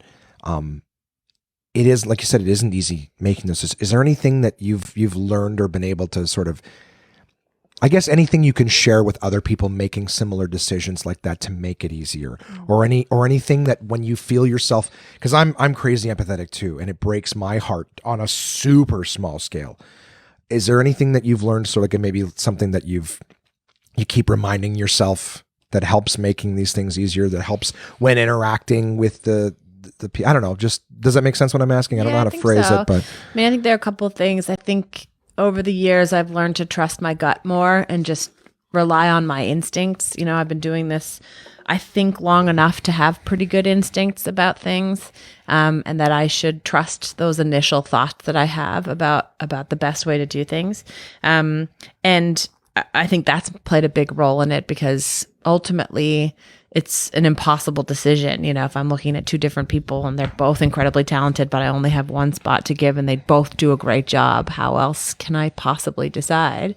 And I do think that trying to look at all situations when I go into showcases, when I'm in festival mode, when I'm at shows that we're producing around the world, wherever, I really try just to be in the moment with the people that I am and that are there with me, and try to experience what they're experiencing and make it as good as it can be for anyone that's there in the space with me. I think comedy shows do better when people feel good and feel heard and feel put at ease because they're just in a chill environment. And I do better when I'm in just a chill, relaxed space. And that when we all just treat each other gently, I think is a nice way to approach all of these experiences. And showcases are a good example of that, because I know the vibe can be intense for a lot of people and heightened, and everybody wants a minute with me or with whoever is there. And if we all just relax a little, I think it can be not in a condescending way, but just in a, we're all just going through our lives together, so let's all just chill and hang out. I think I try and bring that into the spaces that I'm in, and hopefully that puts people at ease, which gives people a better chance at succeeding and being themselves. Yeah. Do you have, that's always one of the questions, is do you have any advice for comedians? Maybe not necessarily, for the showcase, but then the after part, because my experience has been that after the show, you stick around. I've showcased for other people where it's like after the show, they're there for like 5 minutes. They've seen and recorded what they're there to do, and they go. You've always been, from what I've seen, very generous with your time. I've seen you stay for hours after the show and take the time to speak with everybody. Is there any advice for, the showcase we've talked a lot about, but to prepare for the showcase, but at the same time, maybe a little bit of advice in terms of how I don't want to take yourself. Too much credit for the times that I stay after shows, because I don't always. Okay. So this week is a perfect example. I've had 2 showcases this week so far, Monday and Tuesday. Okay. Monday, I was at the Rivoli in Toronto, and I was tired, and I had a long day, and I had to fly the next morning, and I was just a bit out of my element, and I left immediately after the show. And I know for sure I disappointed people that wanted to talk and catch up. And I love the Rivoli. It's my home, and I just didn't have it in me to do it. I'd seen the show, and I'd gotten what I needed from it, and I bailed immediately. Okay. And then last night I was at Absolute, and I knew that I could get a good sleep, and I wasn't flying the next day. And I also know that Jason's hope is that I'll talk to all the comics, and that all the comics will get a chance to talk to me. And so everybody sticks around. It's a great vibe. Not that the vibe wasn't great elsewhere, but I just had that ability to be able to hang out. And I hung around for a long time last night and talked to everybody, I think. And I like it when I can do that, but I also am not always the best at it. I mean, professionally, I want to be the best at it and be able to talk to everyone. I think personally, I find that difficult to have all of those conversations. I'm not as social as people think I am, and so I'm not always the most comfortable in that environment with a lot of expectation on what that conversation is for people. So I think it just depends on the day. I have to fly again tomorrow morning, and I'll have people with me at the show tonight, so I don't know if I'll be sticking around. I don't plan one way or the other. I kind of just wait to see what's going to happen on the night of. But I know that people are hopeful to talk, and I try to give it to them, but I don't always do it. Well, again, we're all human. Right? Yeah. At the end of the day, like I personally, I was the kind of guy who would stay up all night and chat, and not the comedy thing, but I kind of get my fill doing stand-up and chatting. So I myself am, rather than wanting to be social all the time, I'm social when I'm out, but I too really appreciate my me time. Yeah. Do you know what I mean? Well, and so do I. And, my schedule is a bit hectic, so I don't get a lot of it. So I definitely feel that as well. But I also love talking about the business of comedy. And I do like having genuine conversations with people. And that happens. If I stick around, that will happen. Not with everyone, but with some people, I'll be able to have genuine, insightful conversations with people that are either about comedy and the business of comedy, or about their lives and my life. And you can gain real, I think there's a lot to gain from those kinds of conversations, and I really like them a lot. Yeah. But it doesn't always work out like that. A lot of the time it's just talking about the weather and, my schedule and traffic and planes and small talk, which, there's something to be said for it, but I don't want to do it 20 times in a night. It can just be, I don't want to do it 20 times in a year. I get it, but I'm the same thing too. Let's put it this way: time is a currency. Yeah. Right. I mean, again, just to illustrate what you're saying, like, yeah, you can't always stay, but at the same time, you'll spend 2 hours with me chatting, about comedy and the business on the podcast. So like, I appreciate you spending the time, chatting with me now about it. I do genuinely really like it. I really do. And I just to go back to it a little bit about hanging out after shows, I am also very hyper conscious of putting myself in the shoes of the people who are showcasing. And last night was a good example. I haven't done a showcase in Ottawa in 2 years. And so it was the first time people were seeing me in a space, in 2 years. And so I'm so aware that it's a night that they've been looking towards for a long time, that they've been thinking about and preparing for. And I'm so grateful that people do it. Just for Laughs wouldn't exist if it wasn't for the enthusiasm of comedians, who want to perform at it. And so all of that plays into what I need to do for my job. And I'm incredibly grateful that people do it. But also, yesterday was just another day. It's just a day. And I can only, has to exist in its own world. But also, I'm so empathetic to what people are experiencing in that night and what role I play in it. Well, it's fun having you. Like Thanks. I said, I mean, like, I can only imagine for yourself too to have those conversations all the time. Like, it's funny enough, I started this podcast not just because it's the industry and you want to get stuff out there, but I personally, it sounds self-serving to say, I have a lot of friends and I meet a lot of people, and I genuinely like meeting new people and having conversations. The problem is now I've got a lot of people who want to get together and spend time, and I want to spend time with them. The problem is I'm having the same conversation every time I meet people. What's new with you? So I'm sharing everything that's been going on, and now that hour that I was able to slice out and make time for has just gone to me telling the same thing that I've been telling anybody else who's asking. So yeah. I kind of have fit a need with the podcast, is that I talk about what's going on with me comedically and personally and all that for an hour a week. And now if anyone wants to know, it's over here. You listen at your leisure. And when we get together, we can just hang out and have fun and chat. We'll chat about you, because I'll listen to that. That's new to me. Yeah. What's going on with you? That's always new. I'm not just having the same conversation personally. I'll take my mom grocery shopping on Sundays, and if her phone rings and she talks to 2 or 3 people, I listen to her tell the same story. I live with Jason. I hear that guy tell the same story to 6 different people all day, every day. And I go, I can't do that. I tell it once and here's it is. And if you're interested, it's right over here. This ability though, to share our lives to some degree with social media or podcasts or whatever, can often be a one-way thing that messes with a relationship.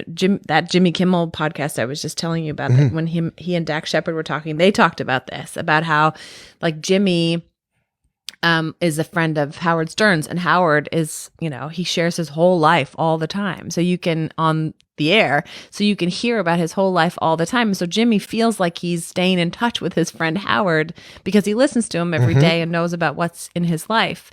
And forgets that, of course, Howard doesn't know what's going on in Jimmy's life because Jimmy isn't doing the same thing. And so the relationship becomes imbalanced. And that's absolutely a thing. I mean, I know it has been 2 years since I've been here, but I feel like I know what's going on here because I'm watching people, I'm keeping an eye on things, and I'm seeing people's social media posts. I have some idea of what's going on in the community and so on. And then I realize, but they don't know what's going on in my world or what's happening with me. And I've just showed up thinking, oh yeah, it hasn't been that long since I've seen everybody. It happens all the time. I'll run into someone and think, I know all about your life, and they don't know anything about mine. It's such a strange dynamic to be in when it becomes imbalanced like that. But yeah, it does eliminate the need to repeat the stories when you just put it out there for the whole world to know. Well, and my listeners, like a lot of them are like it's funny because when I told my mother that's what I was going to do, she didn't know what it was. She's like, well, I think it's sad you don't want to talk to people anymore. I said, it's not that I don't want to talk to people. I just don't want to tell the same stories. But I have reconnected through the podcast with friends who live all over Canada that are regular listeners that email in now. So it's funny too, even my close circle of friends will email in when something happens. So not only are they hearing what's going on with me, but if someone writes something into the podcast, well, now everyone's hearing that. So everyone's kind of sharing some info. That's neat. It's kind of a cool hub. Yeah, I went to a barbecue in the summertime with one of my buddies.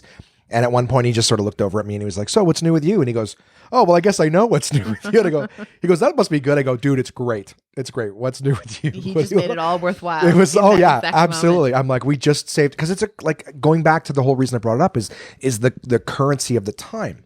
Right? Because time is something we don't get back. So for you to be having small talk about the weather, I get it. It's one of those, like, I want to talk to you, but I don't really know about what and kind of things, versus just like you said, if it's a genuine conversation, if it's interesting, if you're sharing stuff and you're learning things, then that's something. But to just talk about the weather, it's like, don't you have an app for that on your phone? Yeah. Yeah, I checked it before. But also people want to talk, and I get that too. And it's hard to know what to talk about when you don't know people very well. You can't just immediately dive into the depths of someone's personal life. You have to kind of. That's true. Do you have any suggestions? What is your opening for to know? No idea. I haven't mastered it in any way, shape, or form. And I wonder, this is a question for you. Do you think that people in showcase mode, do you think that comics who want to talk to me after the show feel as though I'm going to be able to, I don't know, answer all of their underlying questions about comedy and where they're going and what their world is going to be and whether or not they're going to get just for laughs? Or I always feel like they're maybe hoping I'm going to searching for validation. Yeah, but I sort of, I guess I always sort of have this feeling that after showcases that people talk to me and think I'm going to, I don't know, offer just the right note to say, if you could just do this, you know what you're doing? Do this and the world is your oyster. I feel like people expect that from me, but maybe that's just me putting that on them. I don't really know. Oh, no, you're not wrong at all. I think it's one of those, like, it's like the not knowing. So you don't, like, you have what you feel is a good set. It's one of those things where I guess it's like the feedback that everything you illustrated is absolutely true. Like for me, I do want to just have a genuine conversation with people, stuff like that. I don't, I don't like everything I do. I'm still in the mindset that I can't believe anyone's ever laughed at anything I've ever said. Like, so for me, I think I shared this story super early with you, and I might save it for later, but I just know, and it's one of my questions that I have for you. I truly don't know what every comic is looking for. I think it's like anything else. It is definitely, it's got to be a business thing for them at the time, which is they want feedback. They want, like you said, like it's like the perfect note. It really goes back to that you can't please everybody. So who knows what they're looking for? It's got to be the same and different for every comic. Every one of them is basically has to be entertaining, some sort of fantastic make-a-wish thing that they're going to sit down with you and you're going to say, by the way, you got it. You know what I mean? Like but that's just me speculating. I know that I want to know what it is looking for because I have all sorts of different thoughts and ideas. So for me, it would be, I'd be interested to know just basically, like at the end of the day, we're there because we want to do the festival. So I think maybe part of it is, like I said, there's the validation, there's the perfect notes. It's a great question, but speaking on behalf of just myself, it's one of those kind of like, yeah, I don't know. Knowledge is power. You want to learn exactly what it is. Yeah, it's really hard. But I think honestly, the straight answer is, I think there's this notion you're just going to hope, you're just going to lean in and go, did it. Yeah. All right, don't tell anybody what you got it, Yeah. So, well, doesn't work hard. like that. No, so. God, no. And that's the thing is you're basically, what is the expectation? And that's the problem with dealing with comics. Our expectations are insane. Yeah. And I think that it has never happened that after a showcase, someone actually just asked the question, so what did you think of my set? Almost never. No one asks that? Never. It often happens that I'll have a conversation with someone after a show that is about the weather or sometimes about something more personal or more whatever, but we don't talk about their set. Right. And then they'll email me late that night. Oh, really? Like, it was really good to talk to you, but also I didn't talk to you about my set, but can I get some feedback on the set? And it's like, well, it's very hard to offer feedback on hundreds and hundreds and hundreds of sets each year. It's just a time thing, not an interest thing. But it's also about, because the set is what the set is. I am never going to say, can you please change what you're doing, right, to make it work so that it's what I need to see. I'm never, ever going to say that. I might be very interested in working with someone and say to them, listen, could you deliver this kind of specific thing that I'm looking for in the context of what you do? Or would you be interested in going down this path with us? I might have those conversations, but I'm never going to say, hey, you need to change how you're doing your stand-up to fit what I'm looking for. Right. That's just, and it shouldn't be what comics want to do. They should do what they want to do in the way they're doing it and do it to the very best of their abilities, and then let things happen as a result of putting themselves in positions to be considered for things. Right. Yeah, I'm never. It's kind of ever like a gonna relationship, right? It's like, I'm going to change who I am to fit this relationship. Like, no, just be you. Just be and you. if we fit together, Yeah, then great. Everybody wins. Yeah, it's very much like that. That's a good way of explaining it. Yeah, but nobody ever asks me. Well, now we've got at least 13 people that will. I'm not running out of time, but I'm definitely gonna be more conscious of it. I do need to go soon. I could keep talking forever. I hope this is enjoyable. It is, yeah. I really like talking about comedy. Yeah, It's me great. too. I like some of the questions are, do you have advice? But you're giving great advice as it is. So would your advice be to stick around and chat with you? I mean, I Sure, know if they want it's sort of an to. odd question, But also, it doesn't ultimately change things. I like talking to I don't dislike talking to people. People who know me know I'm not a super big fan of talking to strangers. I'm not a big fan of being social. okay. But I do it after shows and stuff, but I don't expect anybody to do it. It's not going to change anything to have that conversation. I think asking me for notes on the set is not super helpful to anybody. I mean, I can tell you a little bit, but not really. I'm not going to offer you the key to success. Right. But I think it's everybody's personal choice. There are some people who also don't like talking to, they don't like the pressure of that situation and would rather leave. And I totally get that too. And I have a couple of people that I know, it's not they're not comfortable in that situation. And so we have an agreement. We'll just high five and go about our business. And that's super cool. So I get it either way. I think it's just everyone's personal taste. And I hope people understand that sometimes I'm just not going to stick around and it's not about them or not about my interest in that show. It's just about my world and my life in that moment.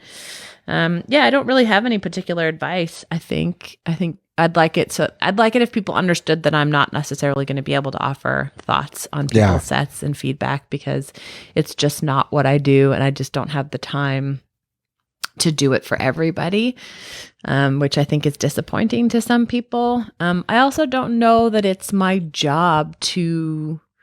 I'm happy to help people, but I don't know that it's my job to help you be better comics necessarily. That sounds a bit harsh, but I don't think that that's actually my role. My role is to let people be great comics and find the great comics and then invite them to do things with us that make sense. If you were buying a car, it's not your job to sit down at the dealership and tell them every single make and model and why you didn't decide to buy it. Yeah, either. and what would make this car better for me to want to buy it. Can you imagine how long that would take? Yeah, just purchasing anything. But I do feel like there's an expectation that that's part of my job, but I don't think that I think it's part of my role, and that I would rather people just do you, as the kids say, you do you, and I will, hopefully get to catch that. It's I mean, maybe that's a great way of looking at it. It's just at the end of the transaction, say thank you so much for coming in and taking a look. Appreciate it. I hope to hear from you. Yeah, and this is very equal footing, right? As much as people are always thanking me for coming to showcases, I'm the one that wants to thank them for actually participating in the process, because the process is can be intimidating and can be frustrating. And so I'm genuinely grateful that people want to be a part of the process and want to be seen and are willing to give up their time, to get on stage in that particular environment for me to be able to see them. So it's a two-way street for us to work together to make, these things happen. And so I hope people feel that from me, because anyone who gets on stage and tells jokes immediately has my respect and admiration, regardless of how the set goes, because I can't do it. So if it's too intimidating to me to get on stage and tell, of course I can't possibly. Really? No, it makes me super freaked out to get on stage and have a microphone. And so they already have my respect. That guaranteed that they've done it, that they're willing to put themselves out there like that. So we're already off to a good start. Oh, that's good. I can't do the 9 to 5, Monday to Friday, like the government buildings we're looking at. I couldn't do that. People come to the shows like, I could never do what you do. Look, I couldn't do what you do. Yeah, isn't it a nice world we live in that all of those options are available to us? I'll just hide in a cubicle under fluorescent light. Feels like the marijuana to me. That's what they are. They just sit there and they grow under fluorescent lights. Well, they don't grow, I don't think. I think some people do. I think some people thrive in that environment, you know, and I don't think you or I would, but I think that some people do. I'm gonna edit out your positive spin on it. Yeah. I'm sticking with it. This is me at work right now, hanging out, drinking coffee and talking in a hotel. Do you, this is, I mean, I think, do you have any advice for comics who've given up on showcasing, or at the same time, are you or the festival ever done seeing someone? That's a good question. Really good question. I totally respect if someone doesn't want to participate in the process and doesn't want to showcase. You know, there are times when someone will pass on a showcase in a year that is for their own reasons at that moment. And all I've asked of them is to tell me something about why, so that I understand how we continue a conversation in the future. And I would certainly understand if someone decided that showcasing and that process isn't for them. And if they want to be considered in another way, if they want to, you know, send video, I'm certainly open to that. I know that this process can be frustrating and can feel as though it's futile. And so I get it. I really do. I really do try and put myself in other people's shoes. You know, I would hope people wouldn't. I'd hope they'd talk to me about it first or explain themselves so that I understand and can try to offer some insight from my side of the equation that helps them at least understand it better, even if they choose to stay away from the process. I totally understand that. But in terms of being done seeing someone, I think that is a really complicated question, because there are definitely years. It's a tough one. Yeah, and I know it's so broad and yeah, because there are always things that we're doing. The festival in Montreal is always changing and morphing into different things, and we're always having different conversations about the mandates for that year. There are always events. There are always these other festivals. There are other things. Other opportunities that are not just limited to the scope of what I think most people think of when they think of the festival, you know, that there are other opportunities. And so someone who might not necessarily fit into what they think is what we're looking for that year might not be aware of all the other opportunities and what could come of just staying engaged. But I do think that there are times when there's a focus on what we're doing that could mean that it doesn't make sense for certain people to stay in the process or ask to be considered, because it just isn't going to fit those pieces of the puzzle aren't going to fit together in any given year. But my job is really about being aware of all the comedians that exist. Right. And what they do, where they fit into things, you know, what their style is and approach and, you know, their history, all of it, to know when something comes along, who to go to. So I wouldn't ever want to eliminate someone entirely from the conversation. But at the same time, I don't want everyone to think that there's always an opportunity and be mad that they weren't given it. But it's a constantly shifting landscape. I am putting a puzzle together and I don't have the picture of what the puzzle is most of the time. So I'm just figuring it out as I go. And I rely on the wealth of knowledge that I have from my history of comedy to make that puzzle come together. I don't think I totally answered your question. No, but I don't think that it's a hard one to answer, because, and at the same time, you're not going to say, oh yeah, there's people that I've decided, no, I'm not interested. Like that's not an answer you can give.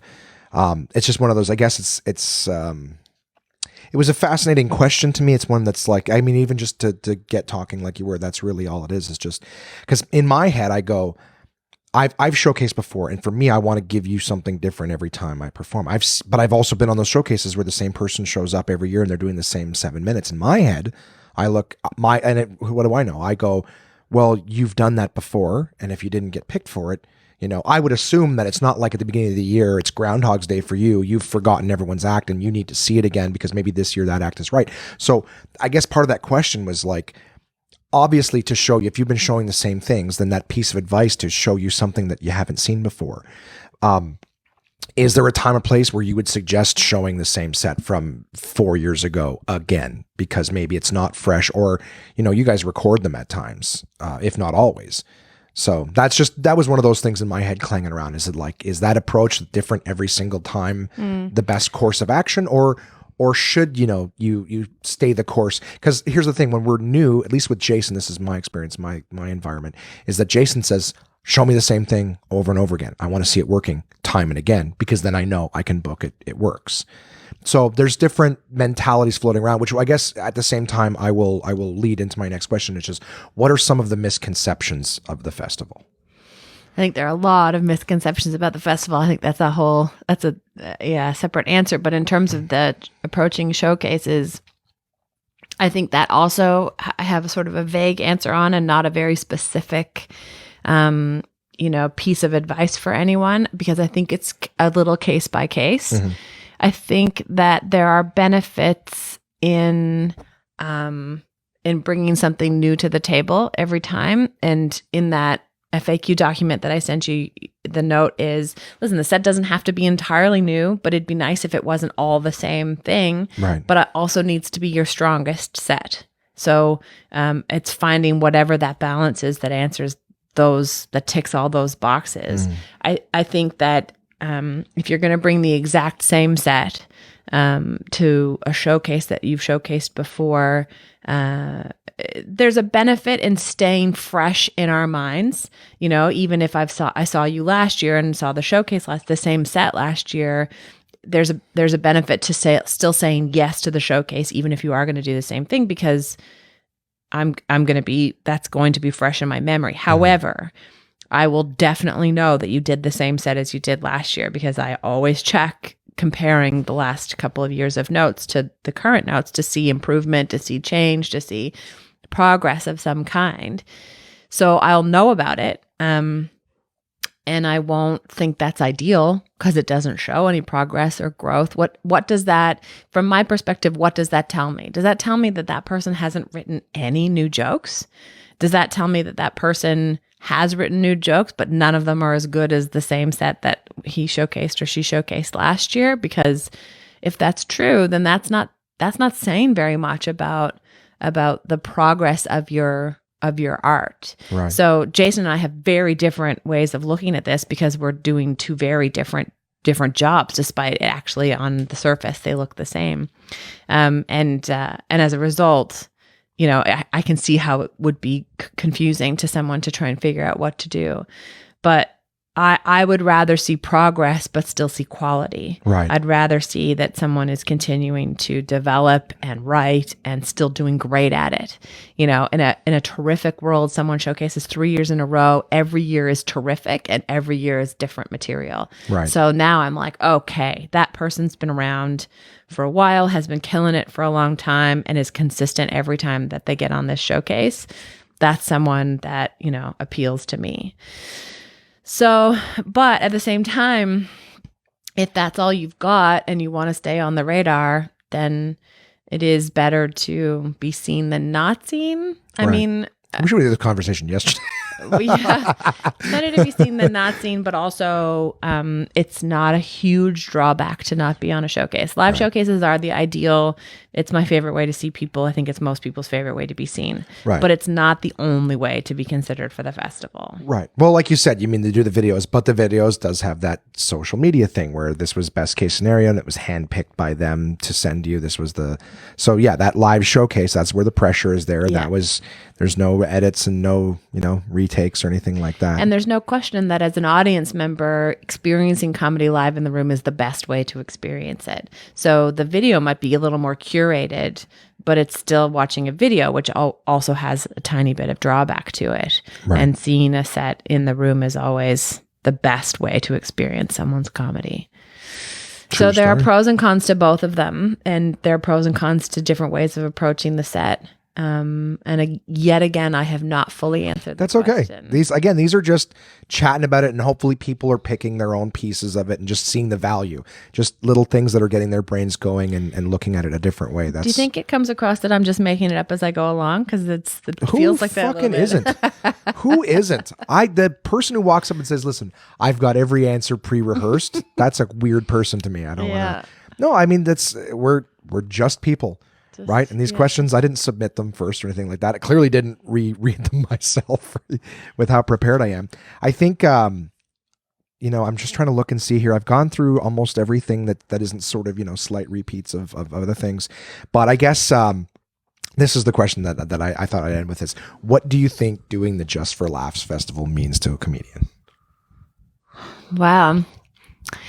I think it means different things to different people. I think there are a lot of comedians that have been around for a while and have grown up watching the show and the show on TV, and it feels like the thing to strive for because it's sort of what they think of as being, the peak.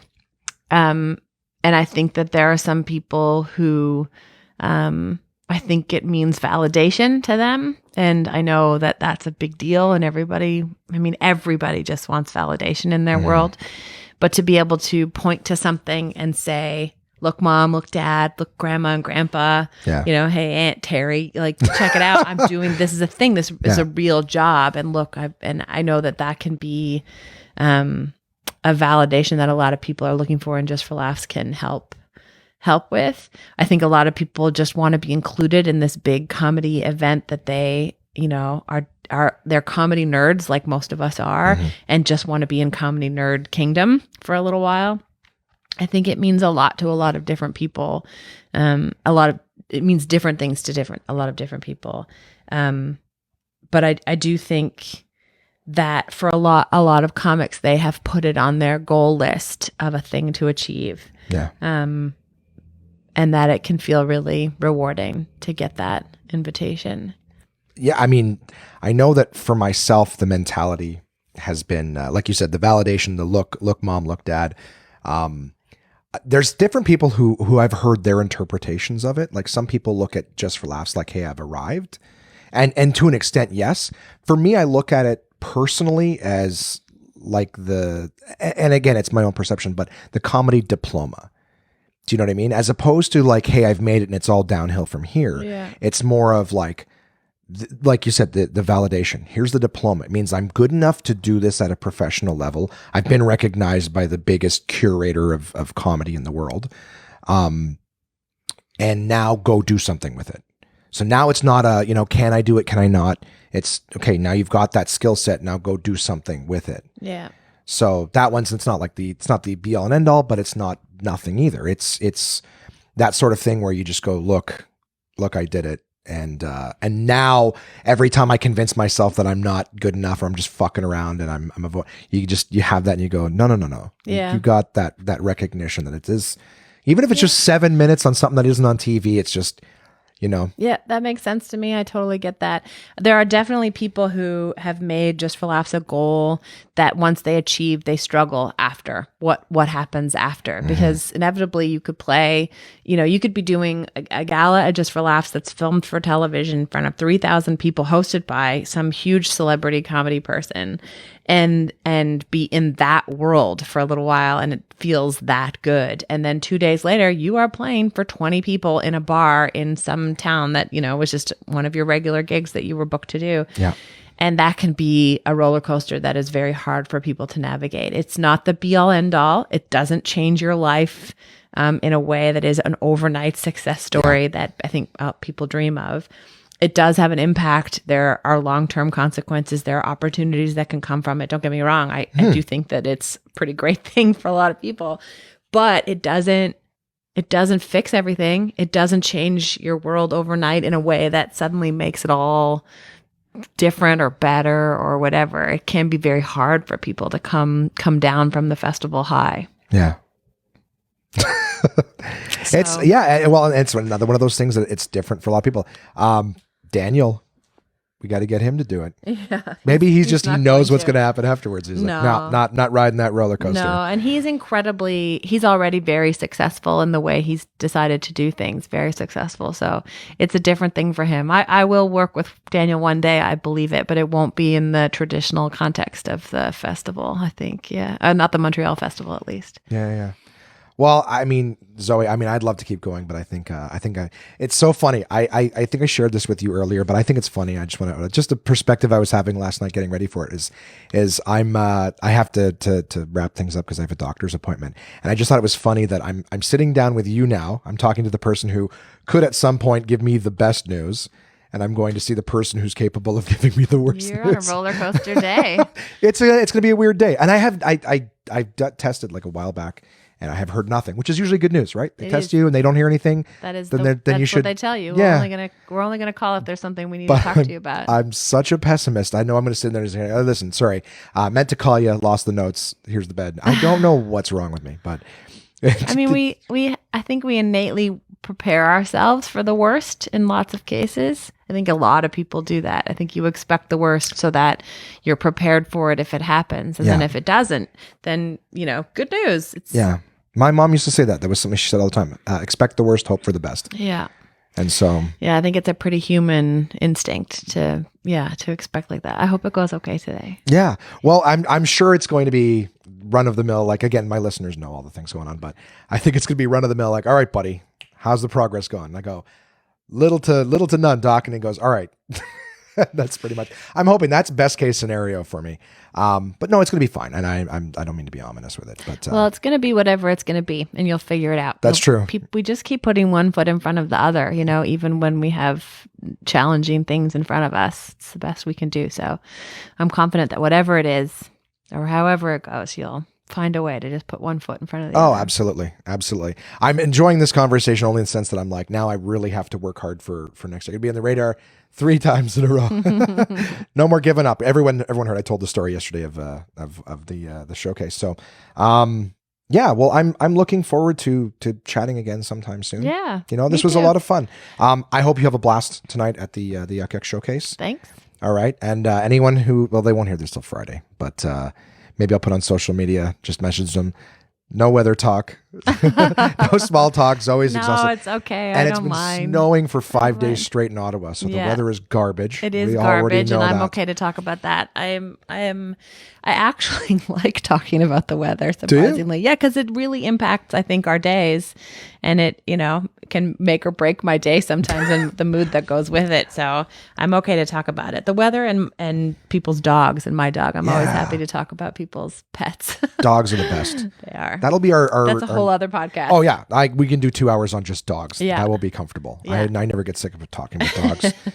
George Carlin, right? That was his thing when he's like, that's the secret of life. That life is a series of dogs. I don't think I've ever heard that quote. That's he great. talks about all of his dogs. He goes, that's the secret of life. Life is a series of dogs. You just keep getting new dogs. I believe it. Yeah. They all bring such thing. Anyway, I really could go off on a tangent to talk about dogs. Yeah. And maybe that's a secret though for anyone listening. If you want to talk to Zoe, talk about dogs. Just that's a good icebreaker. Dogs are helping you even when they're not present. Yeah, they're the How amazing they are. best. Well, I really appreciate you taking all this time to sit down and chat with me. As always, generous with your time. It's fun to talk to you. Thanks for inviting me. I appreciate it. My pleasure. She's not as scary as it may seem, okay? She's a wonderful human being. Come talk to Zoe. Just make it brief. Thank you so much, Zoe. Thanks, Josh.